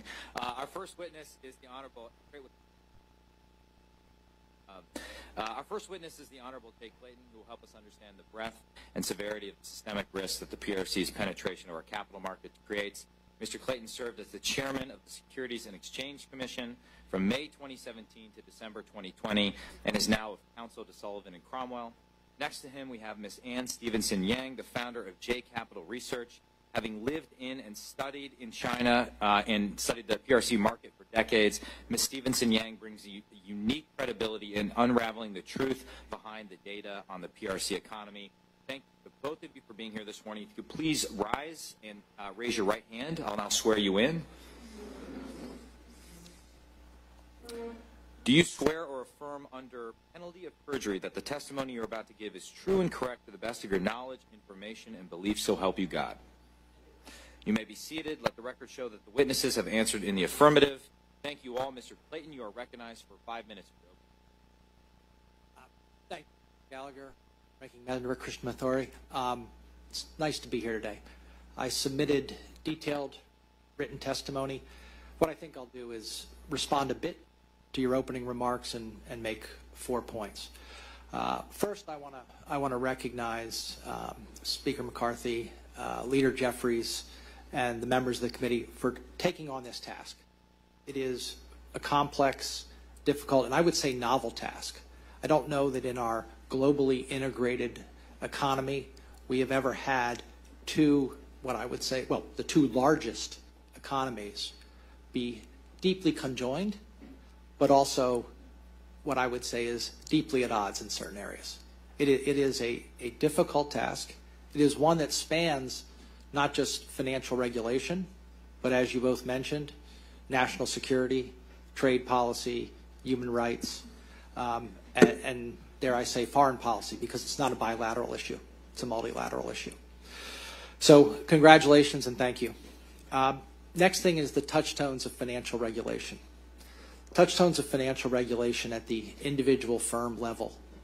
Why we make investments, why we pull back investments, go down to transparency and accountability. I think we should remember those as we look to craft policy going forward and the policies that we have.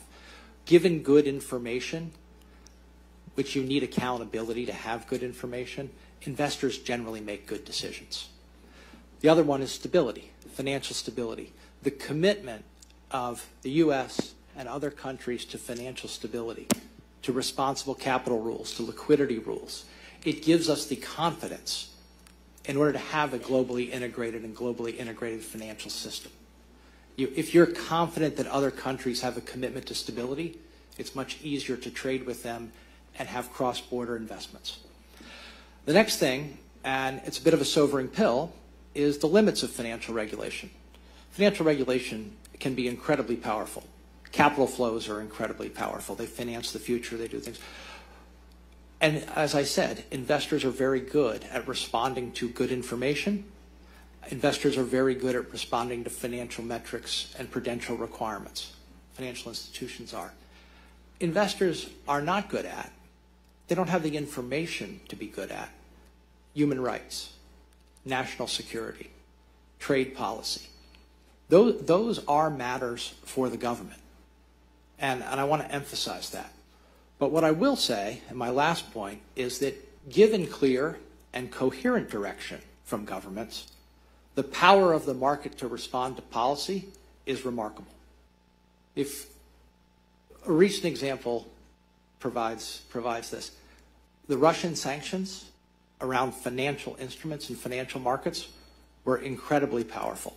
They were comprehensive, they were bilateral, and immediately people pulled back. Now, that, I think, has caused a number of people on Wall Street and the investment community to look at what would happen in a similar scenario with China. And I have seen initial indicia of people looking at what would happen, going over those scenarios, and starting to think, okay, how can I de-risk such a situation? One of the recommendations I make, and I will close with this, is that the U.S. government, through the FSOC or other body, could do that kind of scenario planning and help us better understand what the risks are and how to de-risk any type of abrupt shift in investment and capital flows. And with that, I thank you. Thank you very much. Ms. Stevenson-Yang, you are recognized for 5 minutes for your opening statement. All right. So thank you, Mr. Chairman and Ranking Member and the other members in attendance. And I agree with Mr. Clayton that that the key here is investor information. How to get investors' information is a bit of a different issue. We're in a bit of a bind with China because we have a deep and broad economic relationship with China, and we can't simply decouple. And yet we face some fundamental disjunctions between the U.S. systems and Chinese systems. Countries expect one another to be honest and to follow norms, like giving clear and true information about the economy, not deputizing members of society to steal intellectual property, not committing human rights violations, and so on and so forth. And China does none of these things. So what do we do? I think the first step is to stop letting the wolf warrior class in China intimidate Americans and keep us from, for example, meeting with Taiwanese leaders, putting bans on products made in Xinjiang, talking about human rights and so forth, by raising the threshold of threat so very high as they do. The next step is targeted sanctions. I think that the strengthening of CFIUS during the last administration was very effective. I think that the October 2022 targeted export restrictions on semiconductors were very effective, and the August 2023 executive order on investment looks to be very effective, and we need to do more of that. what else do I have to say? I think that that in the end, there are some measures that we can take to limit the damage of the sort of juxtaposition of this square peg in the round hole of the U.S. economy. But ultimately, we need better investor information, and we need to, as a country, invest in our own infrastructure, our own education, and our own strengths as a country, as opposed to China. So I will yield there. Thank you. Whatever that was in our ears was, it wasn't because of anything you said, I assure you. CCP. Yeah, that's right. We'll now move to member questions. I'll begin. Mr. Clayton, I guess I was struck by two things yesterday and then in reading your statement and listening to your statement. One, we had a variety of conversations with asset managers and bankers yesterday, who I think it's fair to say have a slightly more dovish view of China than I do. I won't speak for the other members of the committee. But one thing I left is that as long as they had predictability and an appropriate transition period to live with new rules, let's say on outbound capital investments, I think that we could reach an agreement. What Wall Street hates more than anything else is uncertainty and this prospect of swinging wildly back and forth between this executive order, that executive order, this administration, that administration. So to me, it sort of emphasized a basic point, which is that Congress should step up and legislate a lasting solution. And when you mentioned clear and coherent direction, I was reminded of that. I'd just be curious to get your reaction to that. Well, I agree, and I would say you're right, Wall Street, but markets hate it. Yeah. Like markets hate surprises, and the bigger the surprise, the worse the market reaction, the more retrenchment, the worse it is for investors. And I completely agree with you that let's just posit, and I think it's pretty easy, that we are uncomfortable with the level of integration, particularly in certain areas. We are uncomfortable with the investment flows to certain places. A coherent strategy to deal with those two issues, I believe, as I said in my testimony, investors will respond. Yeah. Investors respond to return for level of risk. And if it's demonstrated to investors that the level of risk has increased, they will pull back. If the level of risk has decreased, they will invest. And then on the latter issue of capital outflows to China, would that, in your opinion, include both passive and active investment or private and public investment? Because the executive order only tackles private equity and venture capital. Well, which is 17% of the issue at most. I agree with Ann that the executive order and what it tries to capture, which is inflows into areas where investors can't make these judgments, but governments can. Yeah. Government can say this is not an area where we want to fund. It has to be coherent, cohesive. That means not just one channel of investment, but all of the channels of investments that you look at. So I agree that the order is well structured, clear, provides direction, but you have to make sure that it's coherent across all investment channels, and not just from the United States.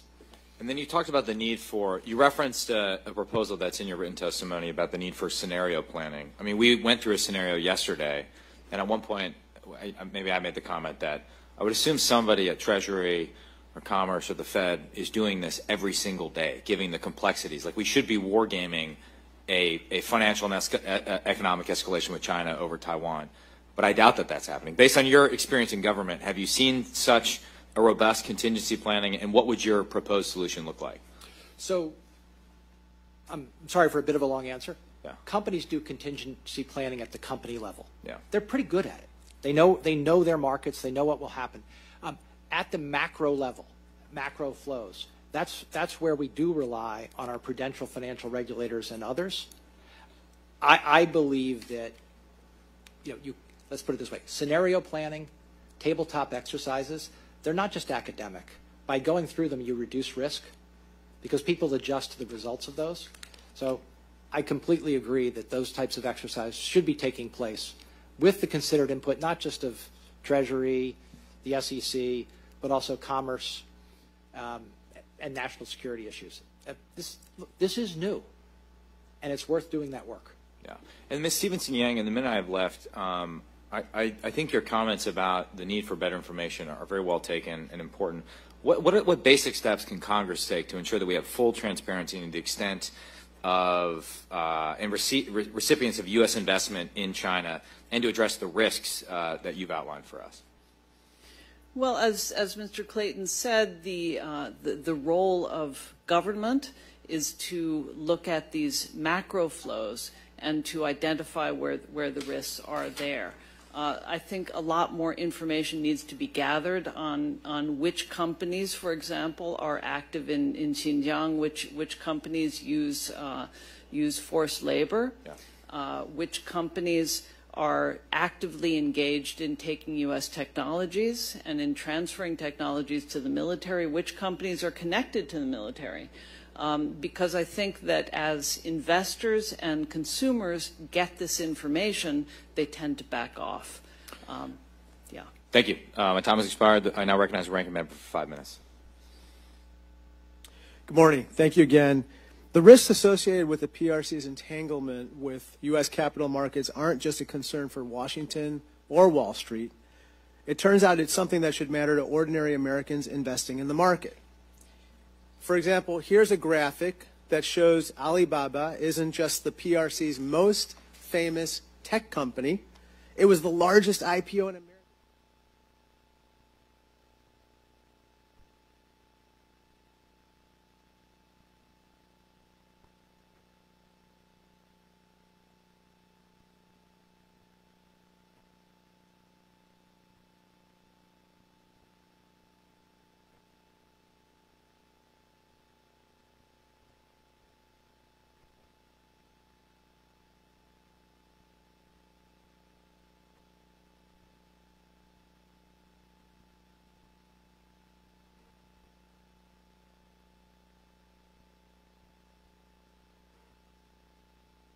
Stevenson-Yang, in a 2021 Forbes article, you said that this VIE structure is, quote, clearly illegal under Chinese law, right?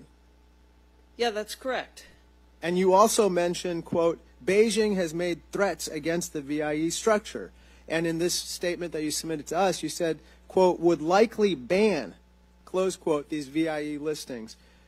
Doing so would tremendously impair the value of all these investors' assets, right?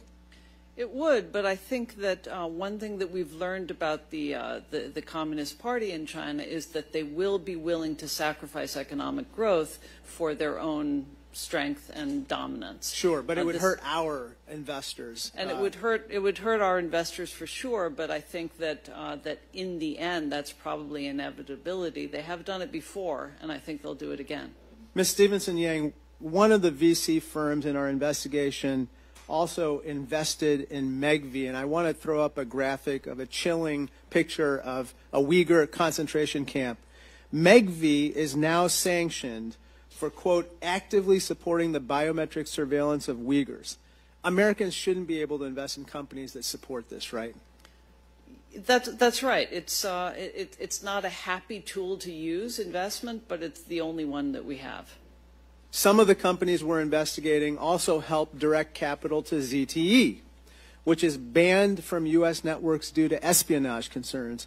Ms. Stevenson-Yang, if a router is too risky to use in America, we shouldn't be routing money to its manufacturer, right? That's right. ZTE is directly under the Ministry of Aeronautics, and it's clearly part of the Chinese military system.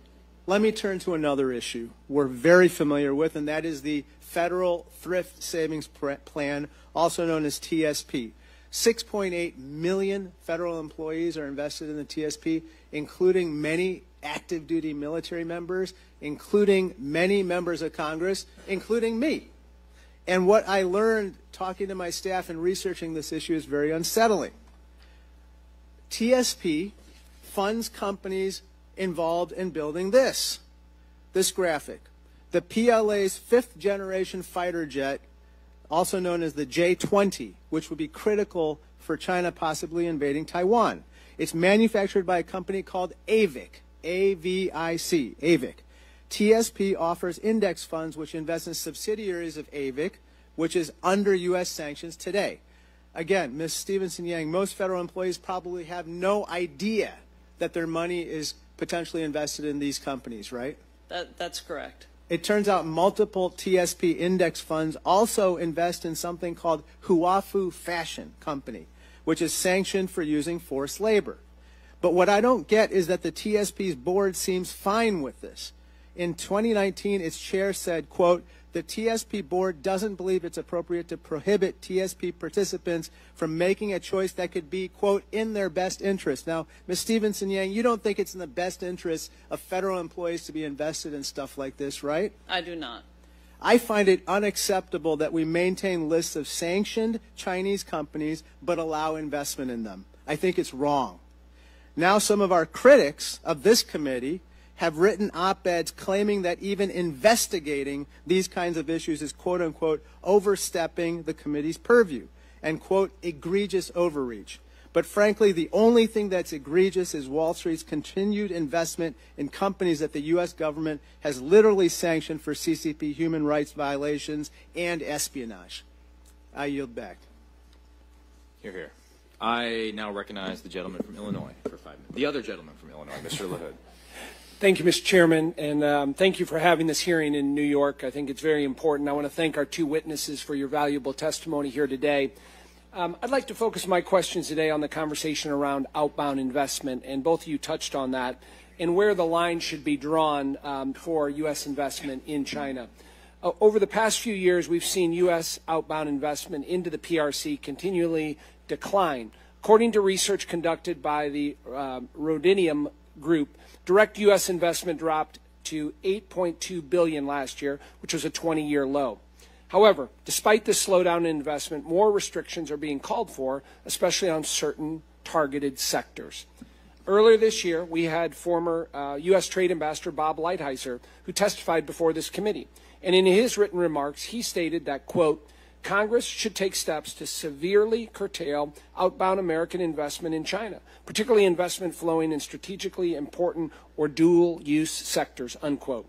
And last month, as everyone knows, President Biden issued an executive order directing the Treasury Department to develop a system by which the government is notified of outbound investment in Chinese companies in select industries.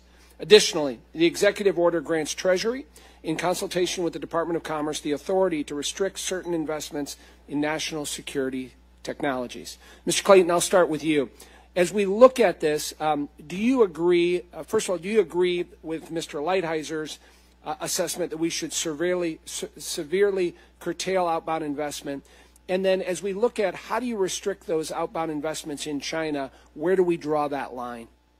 So Bob is an expert more than I am in trade and where we should draw those lines. If we choose to draw those lines, if we choose to make that decision that we're going to restrict investment into certain companies, how do you do it?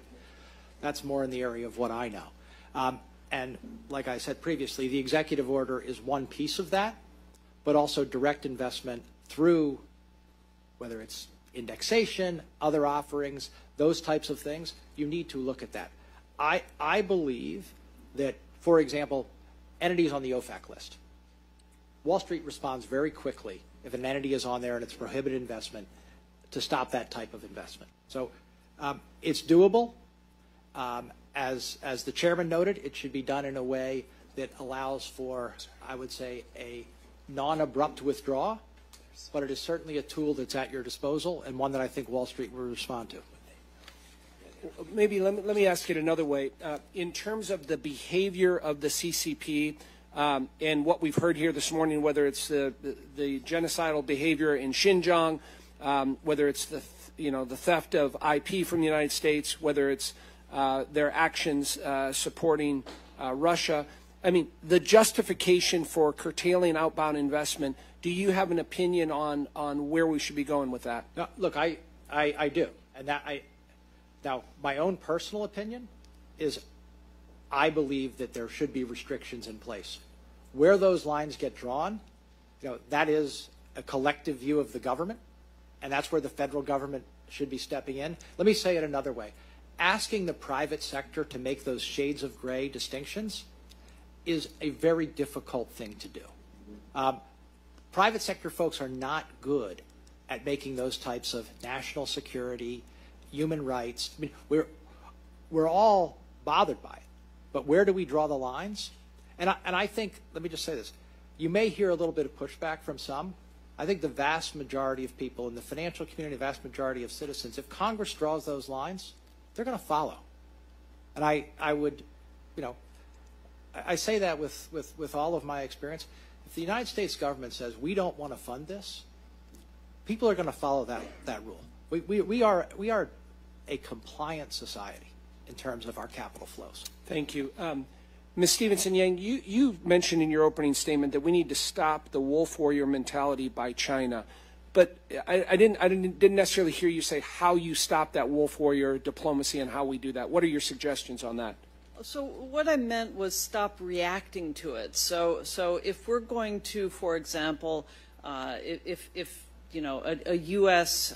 Textiles company is going to say, well, we won't source cotton from Xinjiang, and then China angrily issues a lot of statements about how that company is banned, and you know Xinjiang is absolutely fine, and cotton is absolutely fine from there, and our patriotic companies should all buy cotton from there. We should just be unperturbed by that, not apologize to the Chinese government, not go back on what we've said, but just and we've spent a long time in corporate America sort of being timid and afraid of these statements from China.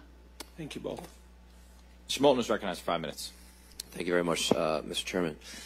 I think, Mr. Clayton, what you were speaking about just now, how we strike that balance and where the federal government draws the line is a tricky question that we're really trying to grapple with as a committee, and specifically here with this visit to New York. So I'd like to ask about how do you strike that balance? I mean, if I were an investment advisor, I'd have two primary concerns about investing in China that you've explained. One, that we're funding genocide, the buildup of the PLA, an eventual invasion of Taiwan, weapons that could be used against our kids. And then, of course, the second reason is just the simple risk of those investments, given China's complete obfuscation of what's actually happening with their economy. Now, with regards to the first part, making sure that we're not supporting genocide, that's an absolute place where, of course, the U.S. government should be involved. On the risk side of things, I think that's a harder thing to figure out where the government should be involved versus where we should trust the market. I mean, there are probably a lot of members of Congress who in the early 20th century thought that horseless carriages were a risky investment, and it wouldn't have been a good idea for Congress to respond to that by saying we should restrict investment in Ford. So trying to strike that balance with various different entities, you know, and you say we cannot totally decouple. At the same time, if we were to totally decouple, we'd lose a lot of the potential economic leverage that we could have long-term to perhaps be valuable in deterrence. So there are other reasons why it's not such a bad thing for our economies to be intertwined. When you think about making these restrictions, do you think that they should be company-specific or sector-specific? How would you approach this? Maybe start with you, Jay. Well, look, it's a terrific question. Let me give you a micro example and a macro example around your transparency question, which is at the micro level, do we really know that the information we're getting is correct? Okay? If we do, people will make good decisions. If you look at U.S. companies that are disclosing their level of integration in China, investors are telling them, that's too much. I need you to de-risk. If you want more of my capital, you should de-risk your supply chain. But if what we're getting from Chinese companies or other companies around the globe is not candor as to those types of issues, it's difficult for investors to make those choices. That's where you go to the macro issue. If the government, our government, sees that across companies, I think it's incumbent upon the government to say, we're looking across these companies, and we don't think that information adds up. We think that you should discount the value of some of that information. That was the motivation behind the Holding Foreign Companies Accountable Act, and I think it's something that our regulators should be looking at. So, and then to your specific question, where do you draw the line? I think it's a mix, right? I think there are certain industries, if you look at the EO, where it's pretty easy to go industry specific if that's the choice you make. And then there are other more nuanced questions for companies that may be multifaceted or the like. Ms. Stevenson, I'd love to hear your perspective on this, and also then talk about how we think about VIEs. Should we just completely restrict VIEs and wipe them off the face of the planet, say that is not a legitimate investment vehicle? Or if we do that, will they just find another way around it? And so we've got to be more thoughtful about what the second and third order consequences might be. Well, as to the first question, I would say first we need to strengthen the regulators. So I think that for example, the PCAOB needs to stop giving China a pass on, they've already made tremendous progress in being able to audit in Hong Kong this year, or last year, I guess, but it needs to go a little farther. The audit failure rate was extremely high. The IMF has given China a pass on giving detail around its foreign, what do you call those, foreign reserves for a long time. So those things need to stop. We need to apply the same regulations to China that are applied to every other country.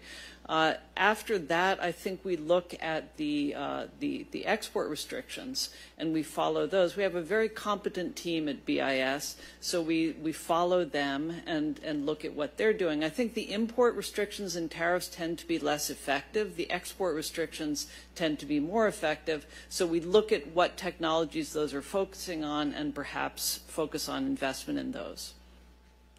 And if you could, for the record, just take this question more specifically to VIEs. VIEs, I forgot. Yeah. We'll probably have time for a second round if we okay. Go back to it. Mr. Chairman, I yield back. Thank you. Thank you. Ms. Hinson. Thank you, Mr. Chairman, and thank you to both of you for joining us today. It is absolutely critical we continue to shine this light on what the CCP is doing to continue to undermine and aggressively and systematically undermine our economic success here in the United States, using our U.S. investments, as we've already discussed, to fund companies that aid the PLA and assist in those egregious human rights abuses that I think we all need to be more cognizant of as consumers as well. I think our small businesses also, working families should be able to trust that their investments are not being funneled to these malign practices in China. And while they continue, the PRC and CCP continue to kind of worm their way into a lot of international trade agreements, they're not following the rules. They're simultaneously sidelining deals and promises that they've made. That really undermines, obviously, our agricultural and manufacturing success and stability here in the United States. Whether it's digging in a cornfield in the state of Iowa to try to get those seeds out and reverse engineer them and steal that IP. They're trying to harvest Americans' information, personal and financial data. They're undermining our tech sector's ability to innovate. It could not be clearer to me how blatant the attack, really, the PRC has unleashed on our country to try to destroy our financial security here in the United States and undermine our critical industries. So I have a couple questions. I'm going to direct them to both of you, so feel free to give your perspective. But what would you say is the most concerning avenue that you've seen the Chinese use to really exploit our U.S. capital markets and companies? Please go ahead. I will go back to the things that I say are fundamental. Transparency and accountability. Mm-hmm. To the extent that you flout transparency and accountability, that undermines our capital markets and allows you not to make good investment choices. And stability, global financial stability. It's essential to investment flows and trade. To the extent that the Chinese Communist Party would take actions that would jeopardize global financial stability, that is something of great concern. But do you think, obviously it's a signal when they stop reporting information because it's so bad, correct? I mean, that's a signal to investors, hey, you probably need to pull back here because we're not getting that transparent and reliable data from the Chinese. Look, information is the lifeblood of markets. Transparent information is the lifeblood of markets. And I think that you are seeing, I would say, the investment community writ large respond to a view that the information they're getting is not as reliable as it maybe has been in the past, or not as reliable as it was expected to be. So that's for sure. Ms. Stevenson-Yang? Yeah, I would agree with all of those comments. I mean, I think, you know, in China, the idea of a U.S. IPO has been, you struck gold. You know, you won your lottery ticket. You managed to collect a whole lot of money. And whatever means you use to get to market have been sanctioned within China. And there's no regulator within China who watches out for that sort of activity. So what we need is clearer analysis and more critical analysis of companies that are trying to IPO in the United States, and stronger standards about forcing them to delist if they have misrepresented their data. Turning that around a little bit on the companies that are trying to do business in China, obviously they're trying to work within the regulatory framework, but we've seen some of these kind of frequent offenders in China kind of pushing the envelope with American companies trying to do business there. What do you think we can be doing to support these companies and industries as they continue to make those investments but face those uphill challenges from the PRC? I'm not sure that there's a ton that we can do except through the WTO. There are a number of WTO agreements that China has not abided by over these 20 years. So I think maybe we go to that forum and push a little bit harder. But in the end, China has this magic wand, which is the approval rights over companies. So even though they've agreed to allow U.S. foreign participation in banking and telecom, for example, if they don't approve the companies, then you can't participate. Right. Well, it's certainly a red flag for American investors when their capital and their risk that they're taking could be immediately upended by the whims of the Chinese Communist Party. Thank you. I yield back. Ms. Stevens, recognized for 5 minutes. Thank you. I'm interested in indirect capital flows hailing from the industrial Midwest, where we see major components of our automotive supply chain invested in China. This certainly began at the beginning of this century in an accelerated way, where we were chasing low labor costs and exposure to markets. COVID woke us up to incredible supply chain vulnerabilities.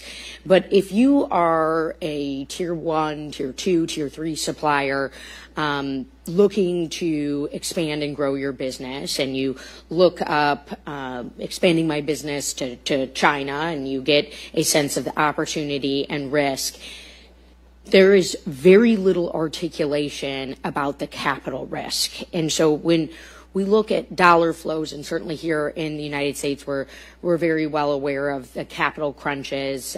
Venture capitalists are sitting on enormous sums of money. Capital investments are down 70% from 22 to 2021.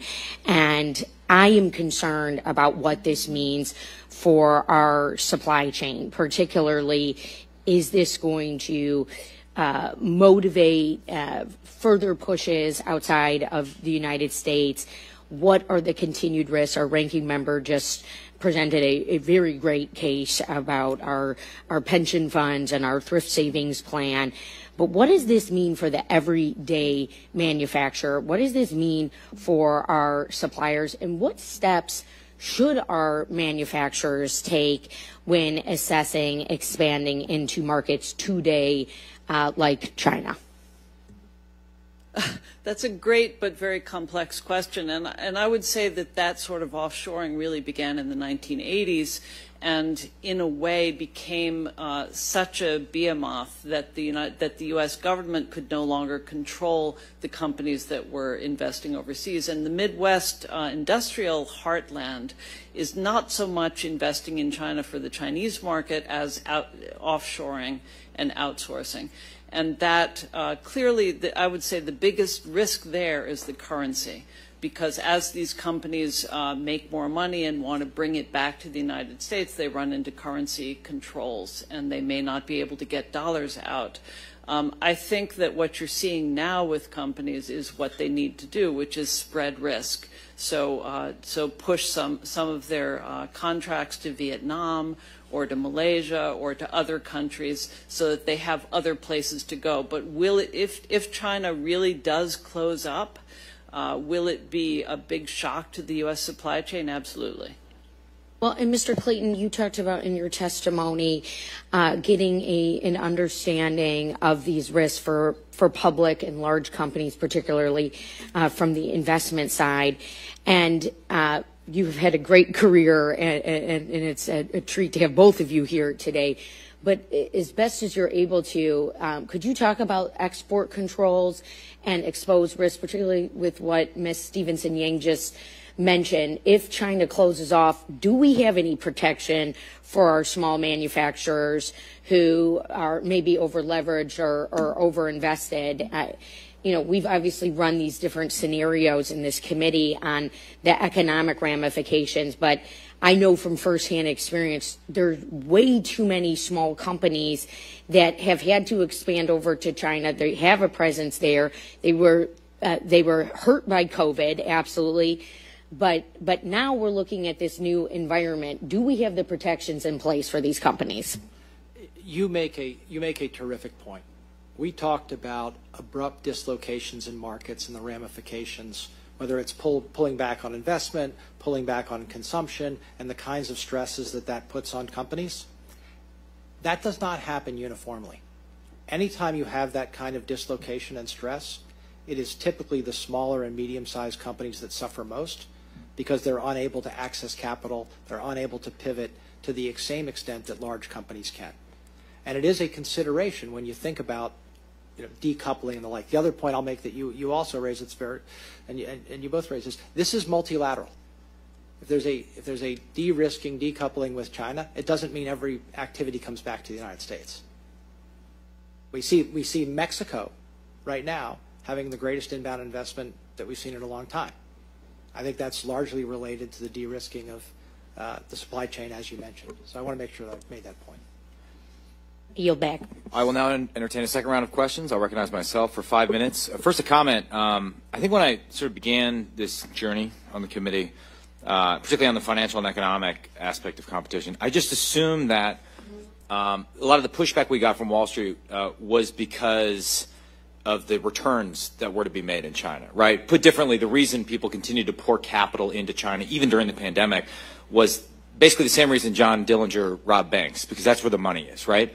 But in digging into this, and particularly if you read Mr. Chanos' testimony, it's not clear to me that this is even a good investment at this point. And I quote Chanos here in saying it's no surprise that Chinese stocks have significantly underperformed relative to U.S. stocks. Since 2010, the S&P 500 Total Return Index has outperformed a China stock ETF by a factor of 8x on a relative basis. On an absolute basis, the China ETF has nearly been cut in half versus the S&P 500 total return, increasing over 5x. So even if you put aside the moral concerns that I think the ranking member brilliantly laid out, or the geopolitical concerns, just as like an investment proposition, the risks are mounting up, or the returns aren't there. You can comment on that when I ask a question. The other thing I have to bring up that I've been struck by on this trip, and we've had great discussions and a great tabletop, and this has been very illuminating, but almost everyone we met with a few exceptions, has asked that we keep their identities secret.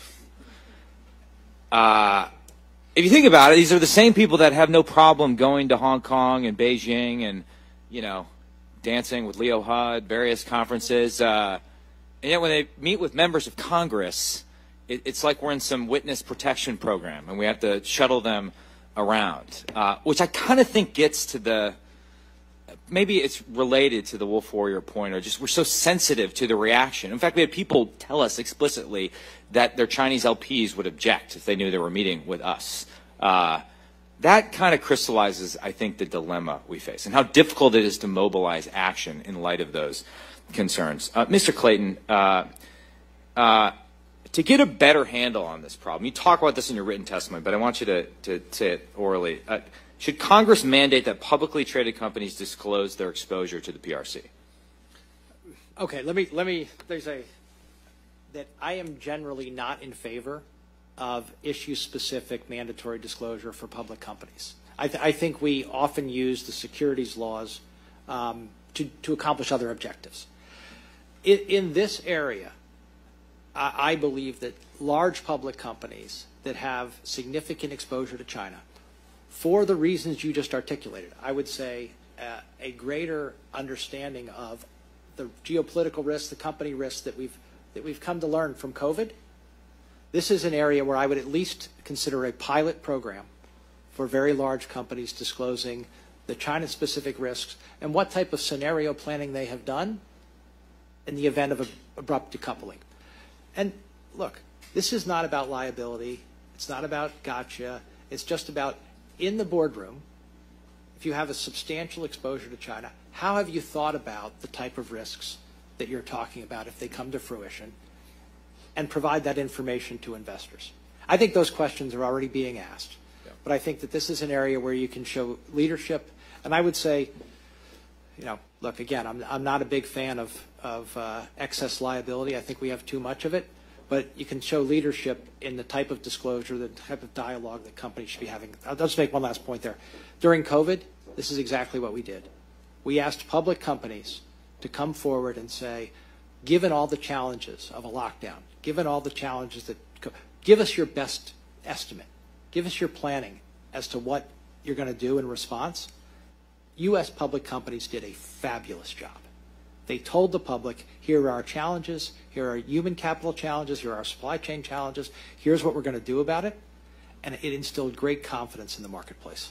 So what exactly, in your paradigm, would they disclose in a pilot program? Would it be revenue generated in China? Would it be, you mentioned the contingency plans they have? Yeah, my view is if they have a certain level of exposure to China, that they should say, here are our contingency plans in the event that we were to have an abrupt decoupling. This is what we've thought about. And these are the risks. I think investors know they exist, but that dialogue is a good dialogue to have. Yeah. And then Ms. Stevenson-Yang is unfair in the remaining 23 seconds I have. To go back to the VIE issue, just in simplest terms, what does one own when one owns the VIE? And what shareholder protections does one have? One owns a stream of revenue, not profit, because profit is explicitly not permitted under Chinese law. And what protections does one have? Companies arrange that the owners of the VIE sign documents that allow them to, that allow investors to kick them out if need be. But it's a fairly thin reed to hang on. Yeah, thank you. My time has expired. Mr. Krishnamurthy. Thank you again. We all know that the CCP bans books, but now it's also cooking the books. Take real estate. According to government figures, new home prices have slipped just 2.4%. That's according to the CCP. But data from private sources tell a different story. Existing home prices have fell by at least 15% in areas like Shanghai and Shenzhen, and the city of Guangzhou saw a price drop of about 25%. Ms. Stevenson-Yang, one very humorous part of your past statements include the following. You said, quote, when you go around and meet state-owned industry people, everybody laughs at the national statistics. So I don't know why foreigners believe them. Ms. Stevenson-Yang, when it comes to official PRC government statistics, you noted in your testimony that numbers are often distorted in order to reach goals. They're goal-driven. That combination of factors right now, a serious real estate crisis involving vast amounts of debt, and a government that misleads the world about basic economic facts, poses a serious threat to the global economy. Isn't that what you think? I think that's correct, yes. Now, Mr. Clayton, I wanted to bring your attention to a very interesting headline that we saw in the Wall Street Journal. Can you put that graphic up? It says, China's economy isn't ailing, it's evolving. IPO lawyers told to watch their language. This is by the Chinese Communist Party. It's not just the CCP's official government data that's made up. They're requiring companies to tell tales to their own investors. Regulatory Commission, their version of the SEC, which you led formerly, recently convened a group of Chinese law firms and ordered them to not disclose risks to investors that paint the CCP in a negative light. Mr. Clayton, as you see from this headline in the Wall Street Journal, law firms aren't allowed, these are Chinese law firms, aren't allowed to describe the Chinese economy as ailing, even though it is, or highlight other problems of the PRC. Don't you think that these types of risks put retail investors in jeopardy here? In a word, I think they put investors at jeopardy, yes. And at this point, the CCP simply doesn't play by the rules American investors take for granted. We disclose risks while the CCP creates them and conceals them. We value human rights while the CCP violates them and then expects us to fund those very companies facilitating those violations, which I pointed out before. Now, Ms. Stevenson-Yang, the implications of CCP financial censorship don't end with what we just discussed.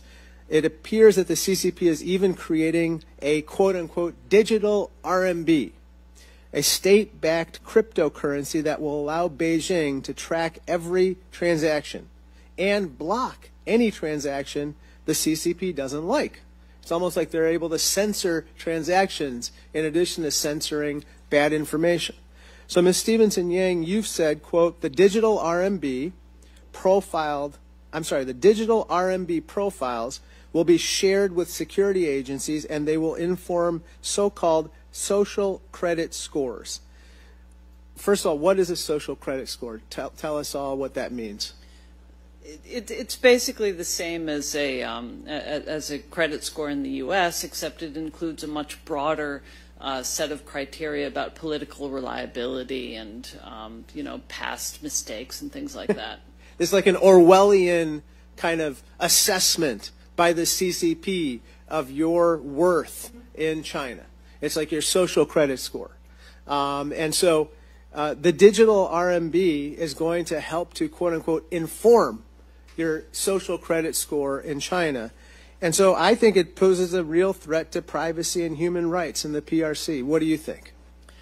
I mean, I think all of the digital economy poses a significant threat to privacy, both of U.S. citizens and Chinese citizens.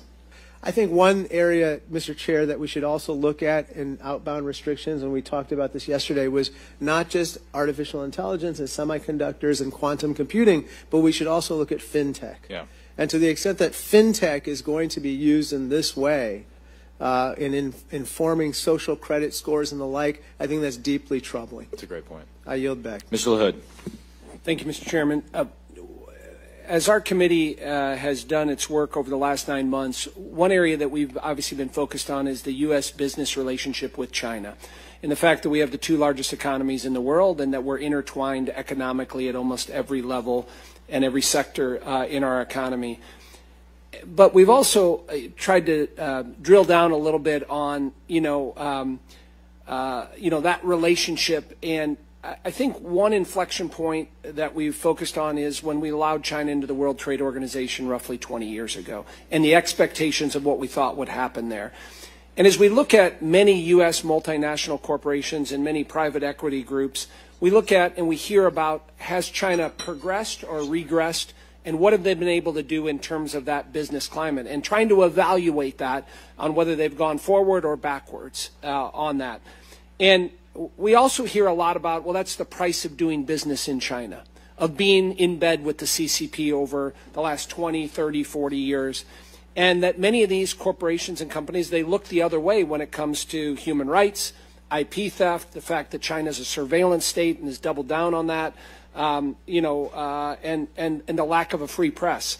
And there's lots of other things. But I guess, Mr. Clayton, as you look at the last 20 years and we think about how China has or has not liberalized their economy, modernized, put in more transparency, and can you evaluate the pros and cons on whether the status and the narrative of how China has gotten better or worse? It's a great question because we shouldn't forget how we got here, right? Deeply interconnected, large amounts of cross-border investment and the like. And a level of interconnection that, for all the reasons we discussed, makes us uncomfortable. 20 years ago, we believed that with investment, with economic integration, would come those principles that we discussed of transparency, accountability, rule of law, financial stability, that type of economic regulation overlay in the Chinese economy would come to China. It has happened in the past. Other countries that have emerged and have grown have adopted that approach to international financial integration. That bet didn't pay off. That's the simple way to say it, is that level of transparency, accountability, commitment to financial stability did not emerge. And now here we are. And, there is a question, will we eventually get there? Or do we need to take a pause? I think that's where we are right now. I think that's why this committee, the work of this committee is so important, because we made a judgment about the future that turned out not to be correct. And with that opinion, do you have any confidence that the Chinese will wake up to that fact and change their ways? Look, we, the U.S. and China, did have great benefit from this integration, right? The trade benefits to both countries were substantial. You had incredible economic growth in China. We had lower costs of manufacturing, providing better goods for the consumer at cheaper prices. That was all good. If that's going to decouple, you would think that people would wake up to the fact of how do we keep that from happening? But that's what's playing out right now, as I see it. Ms. Stevenson-Yang, do you have a comment on that? Yeah, I would agree with all of that. I think, though, that to some extent what we're looking at represents a technology gap, that in the 1990s emerged a lot of online communication technologies, and we simply were able to unstring value chains in a way that wasn't possible before, and move a lot of portions of those value chains to China, and didn't really have the regulatory structure to capture that. I think also that 1989 and the Tiananmen Rebellion is underestimated as a force in Chinese politics. I think after that, the Chinese Communist Party decided we've got to pull back on this experiment. Thank you. Those are all my questions. Mr. Moulton. Thank you, Mr. Chairman. I'd like to continue on my earlier line of questioning about how we figure out where to draw this line and strike this balance between telling investors what to do for good reason and trying to distort the markets when we're not in a great position to do so. So, Ms. Stevenson-Yang, could you pick up that question with respect to VIEs? Should we banish VIEs?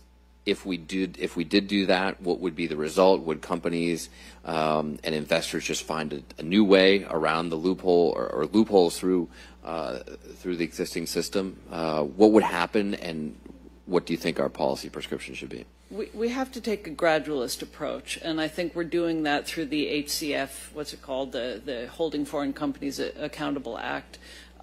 Because if we were to ban VIEs at once, then a lot of very, very large companies would have to delist, and that would be very harmful to American investors. So I think bit by bit we'd do that. Mr. Clayton, do you have anything to add to that? No, yes, I do. I think to pick up on the Holding Foreign Companies Accountable Act, I think it was a very responsible piece of legislation because it gave a time frame for when delisting would take place in the event of a finding of non-compliance.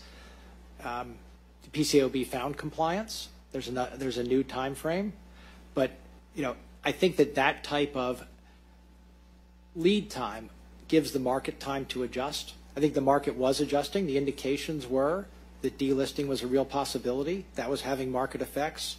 When the PCAOB found sufficient compliance, that was a bit of a shift.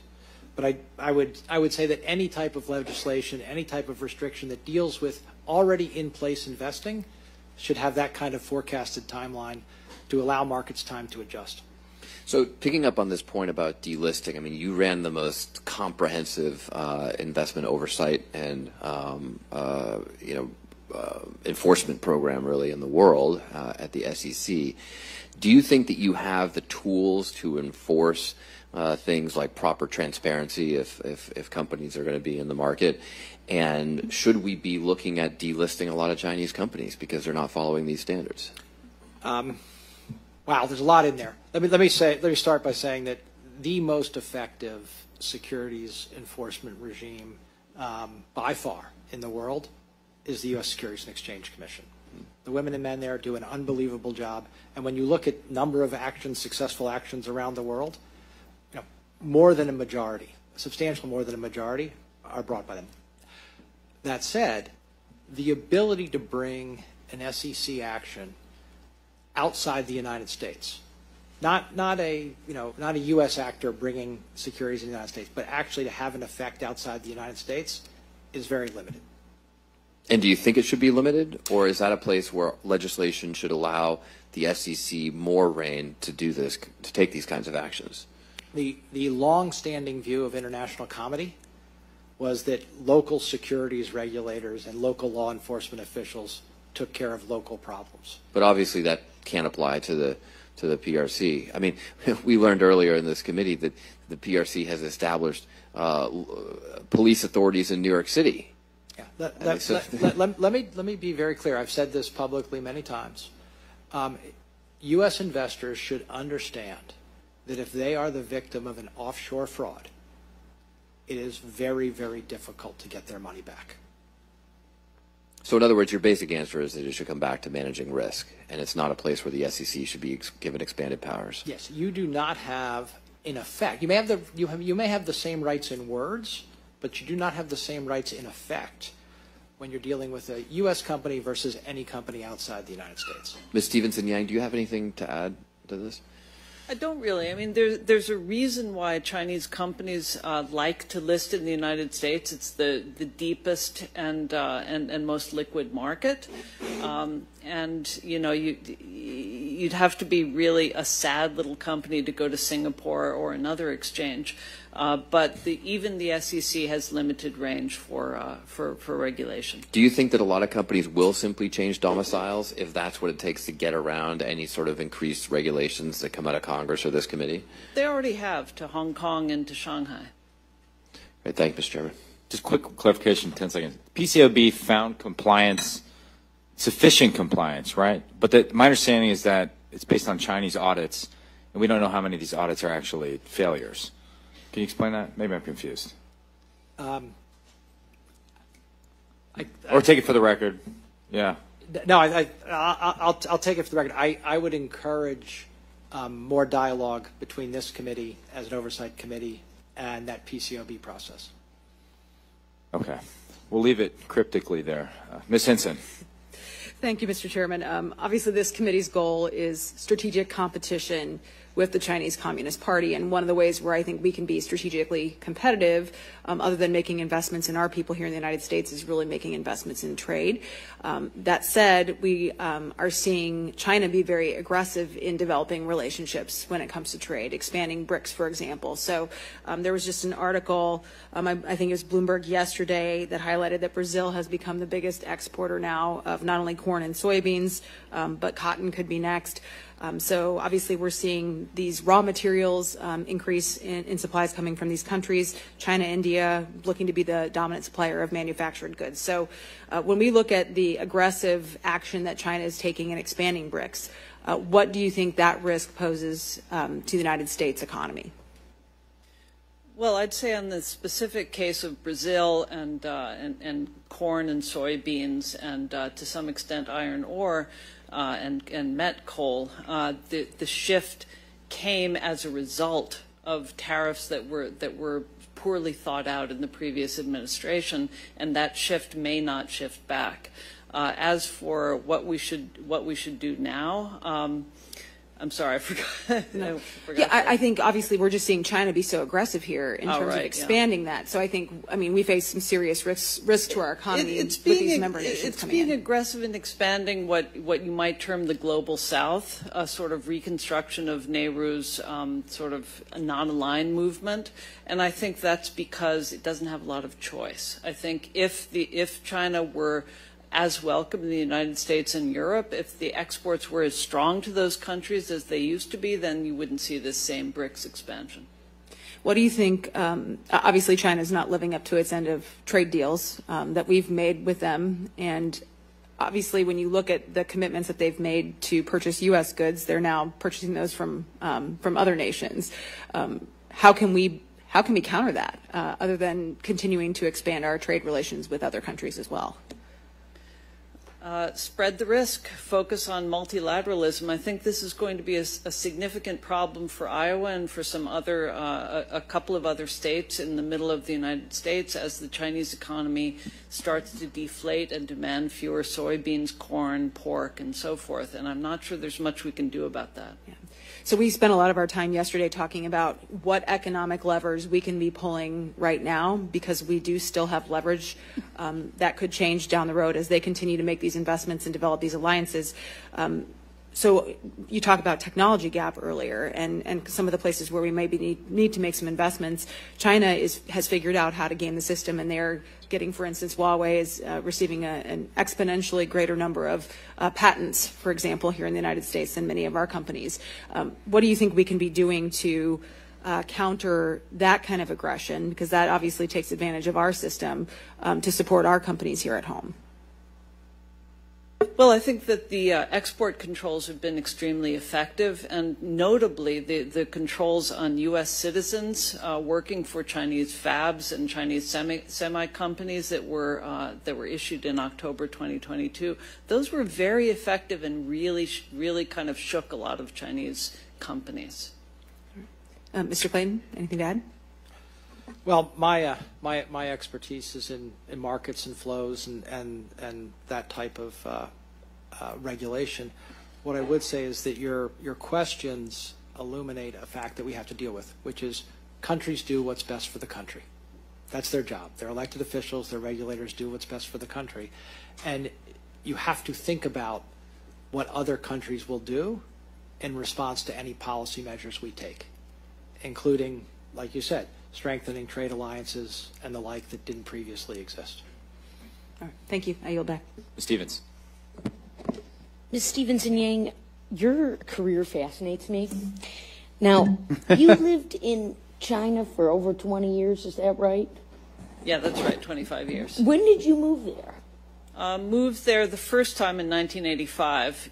Married there, came back in '89, and then moved back there in '94, and stayed until 2014 when our youngest graduated. Sorry? You met your husband in China? Or Met my husband in China, okay. Correct. And what moved you there in the 80s? Just, I worked. You know how much I earned for being a journalist? $25 a story. So I thought, well, maybe I'll go someplace and learn a language and learn a culture and, get some experience, and then I'll be more valuable as a journalist when I come back. So I went to China Books and Periodicals on Fifth Avenue, and I bought all the magazines, and I wrote to them and said, would you like to hire me? And one did. Yeah, well, and you've obviously continued to write quite prolifically. And just last year, during some of the uprisings pushing back on the CCP governance structure, you wrote that that China is witnessing its biggest governance upheaval since the Tiananmen Square. And I thought that article, I think it was published in Forbes, was really quite fascinating. It exposed, people jumping out of their buildings in Shanghai, people going hungry. And certainly during the beginning of the COVID-19 pandemic, seeing how China was responding and also seeing how local journalists were attacked. Have you received any retaliation from the CCP since writing so demonstrably about what is happening over in China? Well, the last time I gave testimony to a congressional commission, there was retaliation against people close to me in China. Are you concerned about being able to go back? Yes, I will not go back at this point, which is sad. I have lots of in-laws and friends there. Yeah, and so from your time there in the 80s on and off to now, has that surprised you, that turn and that closing off? And what do you think are some of the motivations for the CCP in becoming so closed off as to compared to where they were maybe 20 years before the turn of the century? And maintaining their power. They saw in 1990 the fall of the Soviet Union and the breakup of the Soviet Socialist republics, and they quaked in their boots, and they issued they commissioned a lot of reports out of the Chinese Academy of Social Sciences to try to figure out how not to fall prey to that. They spent a lot on technology to improve the responsiveness of government to the party. Yeah. And your new enterprise, J Capital, are you advising companies? Is that what you're doing in your current enterprise? We do a couple of things. One of the primary thing is we're a short activist. So we look at fraudulent companies, we study them, we write a report on them, and then we expose them. Okay. And so you're getting in front of some of the IP considerations as well? Yes. Okay, great. Well, thank you so much, Mr. Chair, and I yield back. Thank you. Would the ranking member like to offer any closing comments? Sure. Thank you. Thank you to our witnesses. Thank you to our audience, both here and virtually, for paying attention to these issues that we've brought up here. Today we talk about basically the risks posed by investing in PRC companies and entities. And it turns out there are many risks. There's the risks associated with a lack of information about those investments. There's a risk associated with doing business in China, and we've heard about how hard it is to do business in China, including exit bans being placed on employees, raids happening on American companies, the counter-espionage laws or counterintelligence laws preventing our companies and businesses from doing due diligence.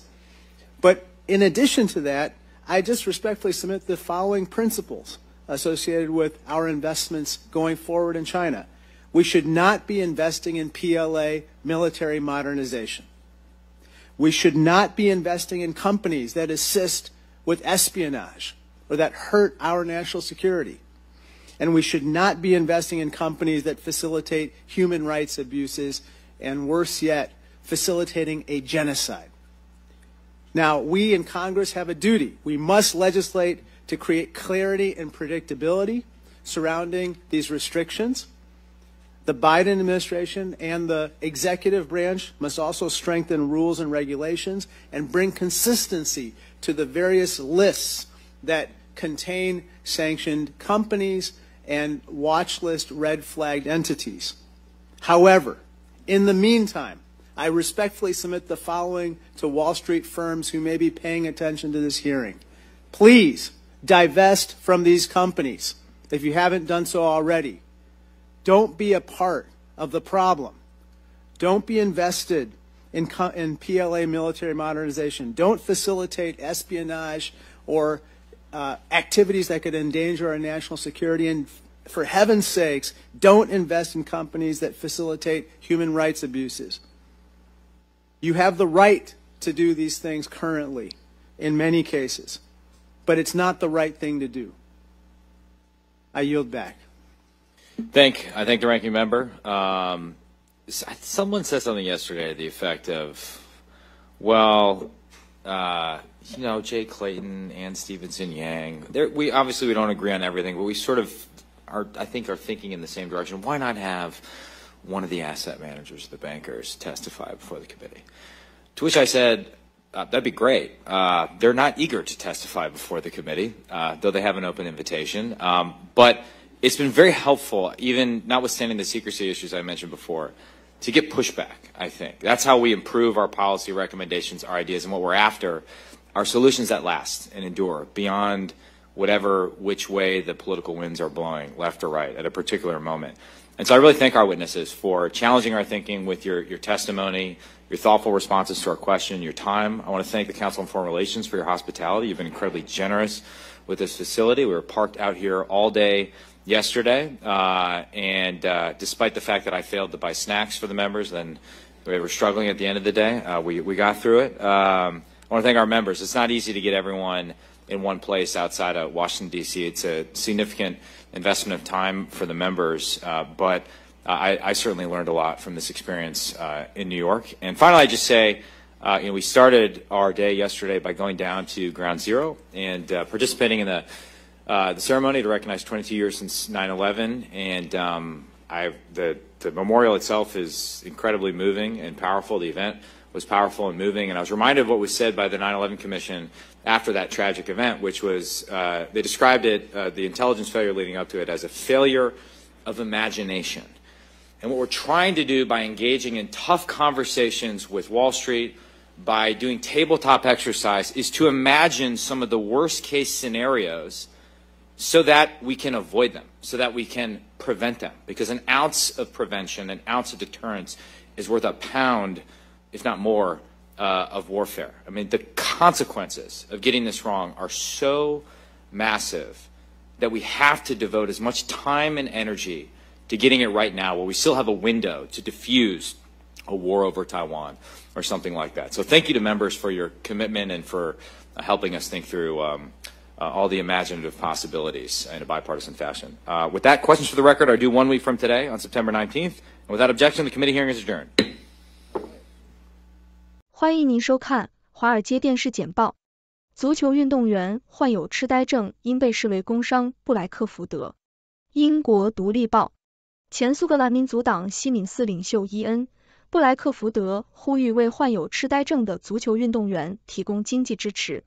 布莱克福德希望将足球运动员患痴呆症归类为工伤，以便他们能够获得更多的经济和职业支持。一些研究已经表明，反复投球对足球运动员会导致神经退行性疾病的发展。职业足球运动员协会已经设立了一个基金，以支持受痴呆症影响的球员。大曼彻斯特警察局的警员身份证明细节在一次重大数据黑客攻击中被盗。英国每日电讯。大曼彻斯特警察局 GMP 证实，其警员的详细信息在一次重大数据泄露中被窃取。据信，黑客针对负责制作该警察局执法证的第三方公司进行了攻击。此次泄露事件发生在上个月伦敦大都会警察局遭受类似攻击之后。GMP 已确认，不相信有人能够访问到财务细节和家庭地址，但是可能会访问到姓名、职级和照片等数据。国家犯罪调查局正在调查此次泄露事件。Arm 的 IPO， 这家半导体设计公司的未来看好。德国之声。英国芯片设计公司 Arm 为苹果、三星等公司的产品设计半导体芯片，经过日本公司软银集团320亿美元的收购后，重新回到纽约股市。去年，美国监管机构因竞争担忧而阻止了 Arm 以400亿美元的价格出售给美国芯片公司英伟达的计划。软银集团为 Arm 的首次公开募股超额认购了10倍以上，每股发行价为51美元，使公司的股市价值达到545亿美元。软银支持的 Arm 走向545亿美元的美国上市的漫长征程。路透社。1990年，Arm 控股在英国剑桥成立。1998年 ，Arm 在伦敦证券交易所上市。2016年，软银集团以320亿美元收购 Arm。2020年，软银集团同意从其愿景基金购买 Arm 剩余 25% 的股份。2021年，Arm 控股在美国进行首次公开募股，筹集了 48.7 亿美元，公司估值为545亿美元。劳伦特大学在审查后放弃并购计划，任命新的部门执行官。路透社。加拿大劳伦山银行宣布将简化其组织结构，以提高股东回报率。此前在战略审查期间未能找到买家。该银行股价今年上涨约 11%， 投资者对与更大竞争对手的潜在合并交易抱有希望。劳伦山银行在审查期间考虑了一系列选项，包括出售整个银行或某些业务。该银行此前制定了一个为期3年的扭亏计划，以简化运营并提高利润。欧洲央行下调增长预期，但提高了2024年关键通胀预测。路透社。欧洲央行 ECB 下调了未来2年的增长预测，同时提高了一些通胀预测，引发了通胀滞涨的担忧。新的预测显示，明年通胀将从 5.3% 降至 3.2%， 2025年为 2.1%， 仍低于该行的 2% 目标。尽管连续加息，但通胀仍然保持较高水平，原因是强劲的劳动力市场对服务的需求和高企业利润率。欧洲央行连续第10次加息，以应对通胀风险。与此同时，增长前景恶化，欧洲央行预测2023年增长 0.7%， 2024年增长 1.0%。自2021年末以来最大的首次公开募股中， Arm Holdings 估值为545亿美元。美联社。英国芯片设计公司 Arm Holdings 将于周四在纳斯达克交易所上市，这是近2年来最大规模的首次公开募股 IPO。这次 IPO 对市场来说意义重大，因为最近很少有公司上市，对于2016年收购 Arm 的软银来说也是如此。Arm 的芯片设计广泛应用于大多数智能手机、平板电脑和数字电视中。该公司在上个财年实现了26.8亿美元的收入和5.24亿美元的利润。前 Elliott 投资管理公司的投资经理 Marco 将推出新基金，消息人士。路透社。前艾略特投资管理公司的投资组合经理 Leo Markel 计划于2024年初推出一家名为 Finch Bay Capital 的伦敦基金。该基金旨在当年年底前筹集5亿美元。Marco 将担任该公司的首席投资官 CIO， 而前 ValueAct 投资组合经理 Daniel Urdaneta 将共同创办该基金。德意志银行将为机构客户持有加密货币。路透社。德意志银行与瑞士加密公司 Taurus 合作，为机构客户的加密货币和代币化资产提供托管服务。这是德意志银行首次能够为客户持有加密货币。然而，该银行明确表示，目前没有提供加密货币交易的即时计划。这一合作是支持数字资产生态系统中的客户的一步。德意志银行计划谨慎行事，并遵守监管该资产类别的规定，确保对银行的其他业务没有风险。巴克莱任命维尼翁和奥伯勒担任金融赞助人团队的职位。路透社。巴克莱任命汤姆·维尼翁为其欧洲、中东和非洲 EMEA 金融赞助商团队的董事总经理。维尼翁此前曾在瑞士信贷集团担任类似职务。克里斯蒂安·奥伯勒也加入巴克莱，担任其美洲金融赞助商团队的负责人。奥伯勒此前在摩根大通担任高级董事总经理。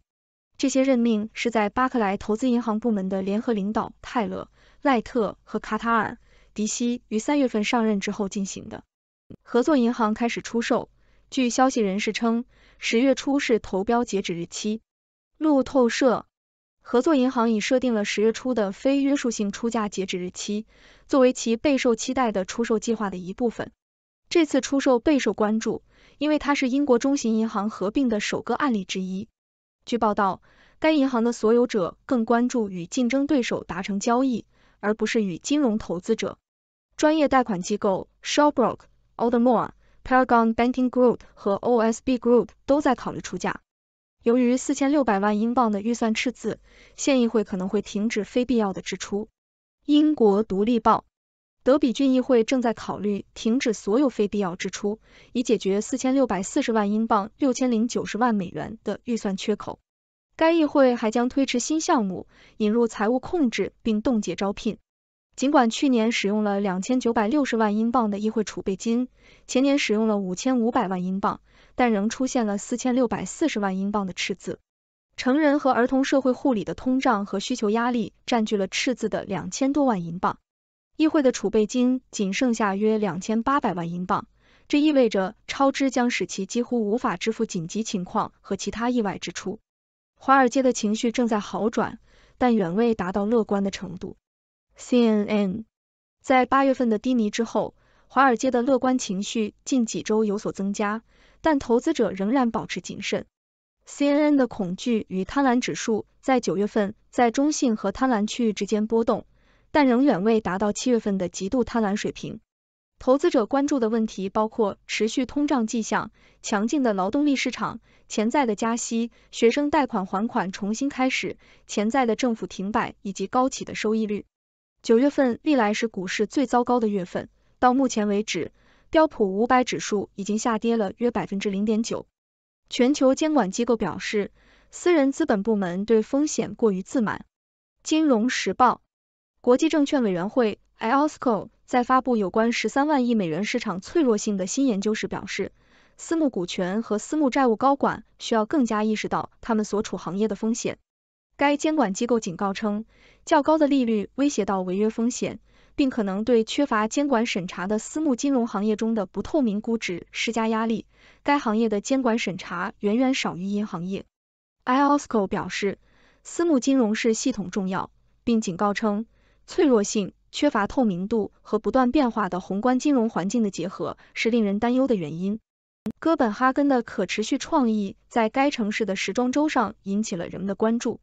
加拿大环球邮报，哥本哈根时装周 CPHFW 已成为一项重要活动，部分归功于该城市的可持续发展努力。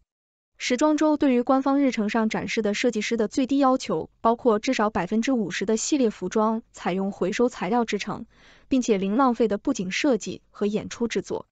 该活动的新人计划旨在推广年轻品牌，并在全球范围内发展它们。谢谢您的收看。上面播报的内容是6度团队推荐的全球专业媒体、智库、政府机构和行业专家的最新报道、分析简报。更详细的内容，请大家去这些媒体、智库的网站阅读。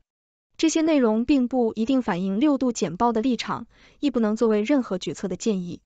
6度团队由专业媒体人、学者、科学家组成的独立新型媒体，大家可以根据自己的专业要求订阅各种简报。网址是6dobrief.com， 您在世界任何地方都可以通过电邮收到6度简报。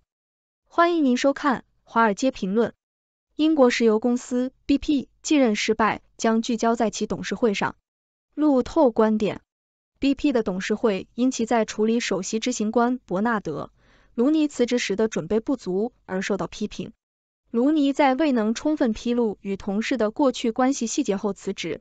董事会未能解决围绕卢尼行为的问题，并准备好接替者，引发了对其表现的担忧。考虑到之前的3位首席执行官中只有1位是自愿离职的， BP 的准备不足更令人惊讶。股东们很可能会质疑董事会招聘合适接替者的能力，并可能对公司的战略进行审查。半导体将不再帮助抑制价格。日经亚洲评论版，根据澳新银行集团首席经济学家理查德·耶森加的说法，半导体技术的通缩影响可能即将结束。尽管 COVID-19 大流行推动了对半导体的需求，但其影响正在减弱，半导体技术不再具有通缩影响。自2021年11月以来，半导体价格一直在上涨，这是自1993年以来的首次显著持续增长。耶森加认为，半导体的进步在近年来对全球需求和通胀的强势发挥了作用。现在我们可能正在进入一个由人工智能驱动的技术浪潮，带来下一个技术驱动的通缩时期。瞧，拜登可以成为 Z 世代的偶像。政客网站观点：21岁的政治活动家伊桑·阿舍尔警告称，如果年轻选民在2024年选举中不大量投票，美国总统乔·拜登可能会担心他们的支持逐渐减弱。阿舍尔认为，虽然许多年轻人可能对拜登没有热情，但他们仍然参与政治进程。他在 CNN 的一篇观点文章中写道，年轻人正在就枪支暴力和气候变化等问题发表自己的声音，他们希望有人值得投票支持，而不仅仅是反对。阿舍尔强调了拜登的成就，比如他在应对气候变化和枪支改革立法方面的投资，但他指出拜登的成就与年轻人对他政府的态度之间仍然存在脱节。阿舍尔建议拜登应该接受自己的年龄，并使其变得酷，利用社交媒体平台如 TikTok 和 YouTube 与年轻人互动，并与年轻的影响者合作，改变年轻选民对他总统任期的看法。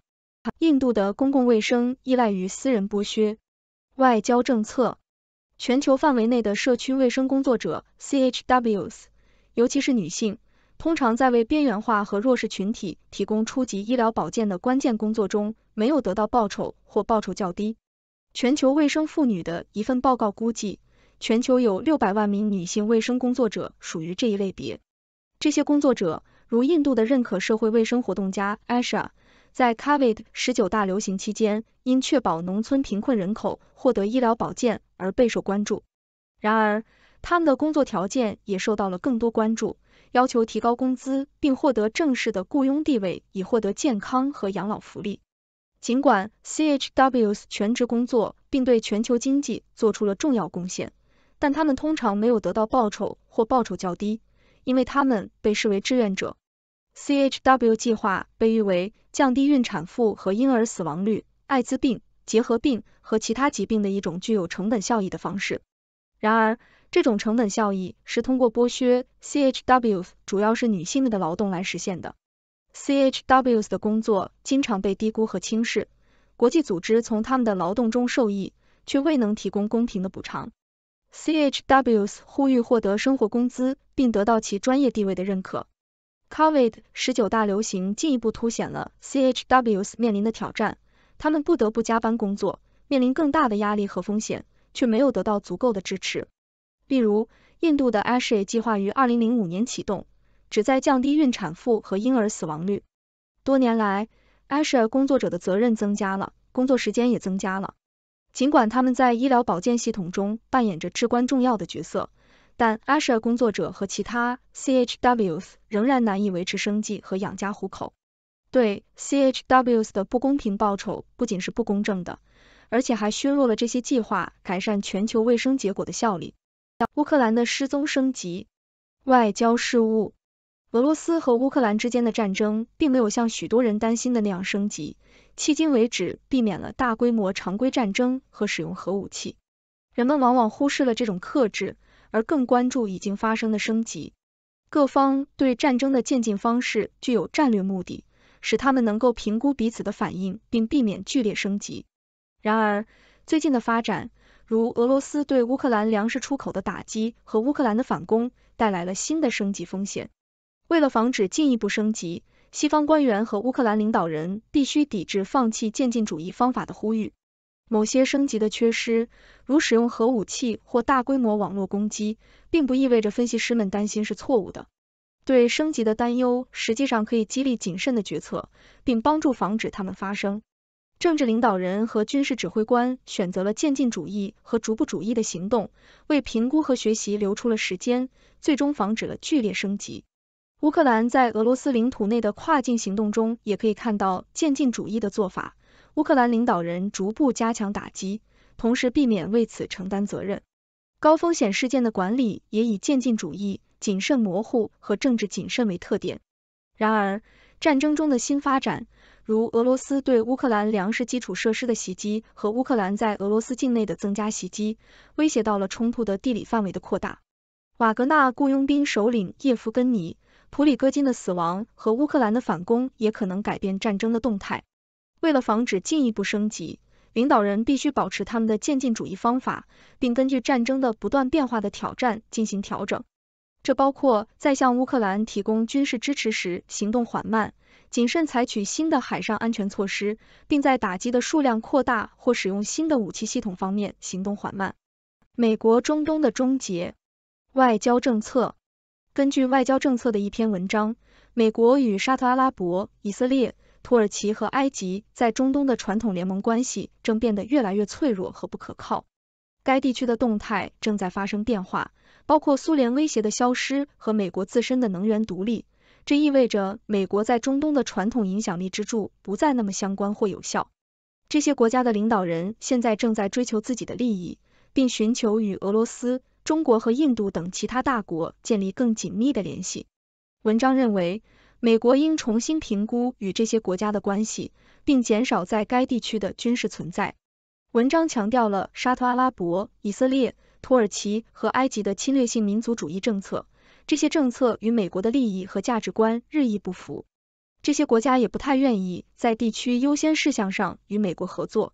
例如，沙特阿拉伯被发现计划向俄罗斯提供火箭和炮弹，用于对付乌克兰，而土耳其已购买了俄罗斯的 S-400导弹防御系统，并威胁要向欧洲释放大量叙利亚难民。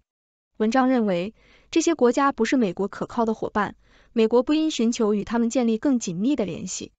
相反，文章认为，美国应减少在该地区的军事存在，并通过海军基地和集中的空中力量来保卫其在海湾地区的利益。美国还应将人权和民主置于与中东的关系中的优先位置，而不是寻求与专制政权建立更紧密的联系。通过这样做，美国可以恢复其在该地区的信誉，并帮助支持那些与压制和侵略性民族主义做斗争的人们。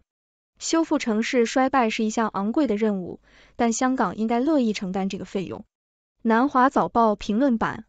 香港建筑署已经制定了物业维修和修缮的规定，然而，由于执行和执法不力，许多老旧建筑没有得到适当的维护。造成这种情况的主要原因是很难获得足够的选票或达成修缮的共识，维修和修缮工作的成本以及大量老旧建筑未能符合检查要求。城市更新局目前提供维修补贴计划，但这是被动的，依赖业主申请补贴，迫切需要努力解决香港城市衰败问题。南华早报评论版：香港对城市老旧建筑问题的缓慢应对引发了日益关注。最近发生的混凝土从建筑物上脱落的事件加剧了对检查和修复的呼吁。自2012年以来，香港已经有法律要求对超过30年的建筑进行检查，然而至少有2700座建筑错过了检查期限。一些业主无法联系或者忽视检查命令，居民或开发商希望在一个地区重新开发之前能够得到城市更新局的赔偿提议。该机构一直在努力加快处理提供技术援助和修复补贴的计划申请。一些行业专家认为需要一个具有更多权威的指定机构来协调修复和维护工作，同时对不合规行为加大罚款力度。其他人建议使用新技术，如检查无人机和全面标准来识别缺陷，以及通过激励措施鼓励私人参与城市更新。需要对检查系统进行审查，以解决城市腐败问题。Arm 的520亿美元 IPO 估值为其未来的下跌铺平了道路。路透观点：芯片设计公司 Arm Holdings 计划在2024年3月的12个月内将收入提高 11%， 在随后的1年内提高 25%。根据首席执行官 Rene Haas 的说法，到下一个财年，收入将达到37亿美元。Haas 还计划实现 40% 的调整后营业利润率，这意味着到2025年3月至少将实现15亿美元的调整后营业利润。Arm 的 IPO 投资者将为其估值支付略高的溢价，同时也压住其增长和盈利能力的飙升。然而，这些目标涉及到一些风险因素，比如客户同意支付更高的版税率，以及智能手机销售持续疲软，而这是 Arm 的主要市场。普通法制度仍然是香港最重要的资产。南华早报评论版：根据中央领导小组负责人丁薛祥的说法，香港的普通法法律体系和世界级金融服务是其在中国“一带一路”倡议中扮演超级连接器角色的关键。丁薛祥强调了香港法律体系在连接中国与其他国家之间的重要性。他还表示支持香港加入区域全面经济伙伴关系协定，这是全球最大的贸易协定。马尔代夫总统选举具有地缘政治利益。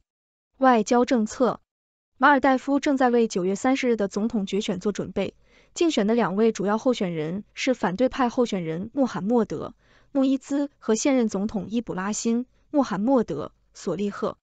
这次选举凸显了印度和中国之间持续的大国竞争，穆伊兹被视为亲中派，索利赫则支持印度。马尔代夫以前与印度有着密切的关系，但在阿卜杜拉·亚明2013至2018年任期担任总统期间，马尔代夫与中国建立了更紧密的关系，并成为北京“一带一路”倡议的正式合作伙伴。然而，在索利赫的领导下，马尔代夫实行了印度优先政策，并从印度获得了重要的基础设施项目资金支持。穆伊兹承诺，如果他赢得总统选举，将驱逐所有印度军事人员离开马尔代夫。巴基斯坦前总理纳瓦兹·谢里夫计划于10月21日返回巴基斯坦。谢里夫于2019年流亡伦敦，理由是出于健康原因。他的回归预计将为他参加明年初预计举行的选举铺平道路。谢里夫的政党巴基斯坦穆斯林联盟谢里夫派 PMLN 目前得到了军方的支持，但由于其前任领导层在经济表现上不佳，不受公众欢迎。因此，他的回归可能取决于 PMLN 是否认为这将激励该党并使其在选举中获胜。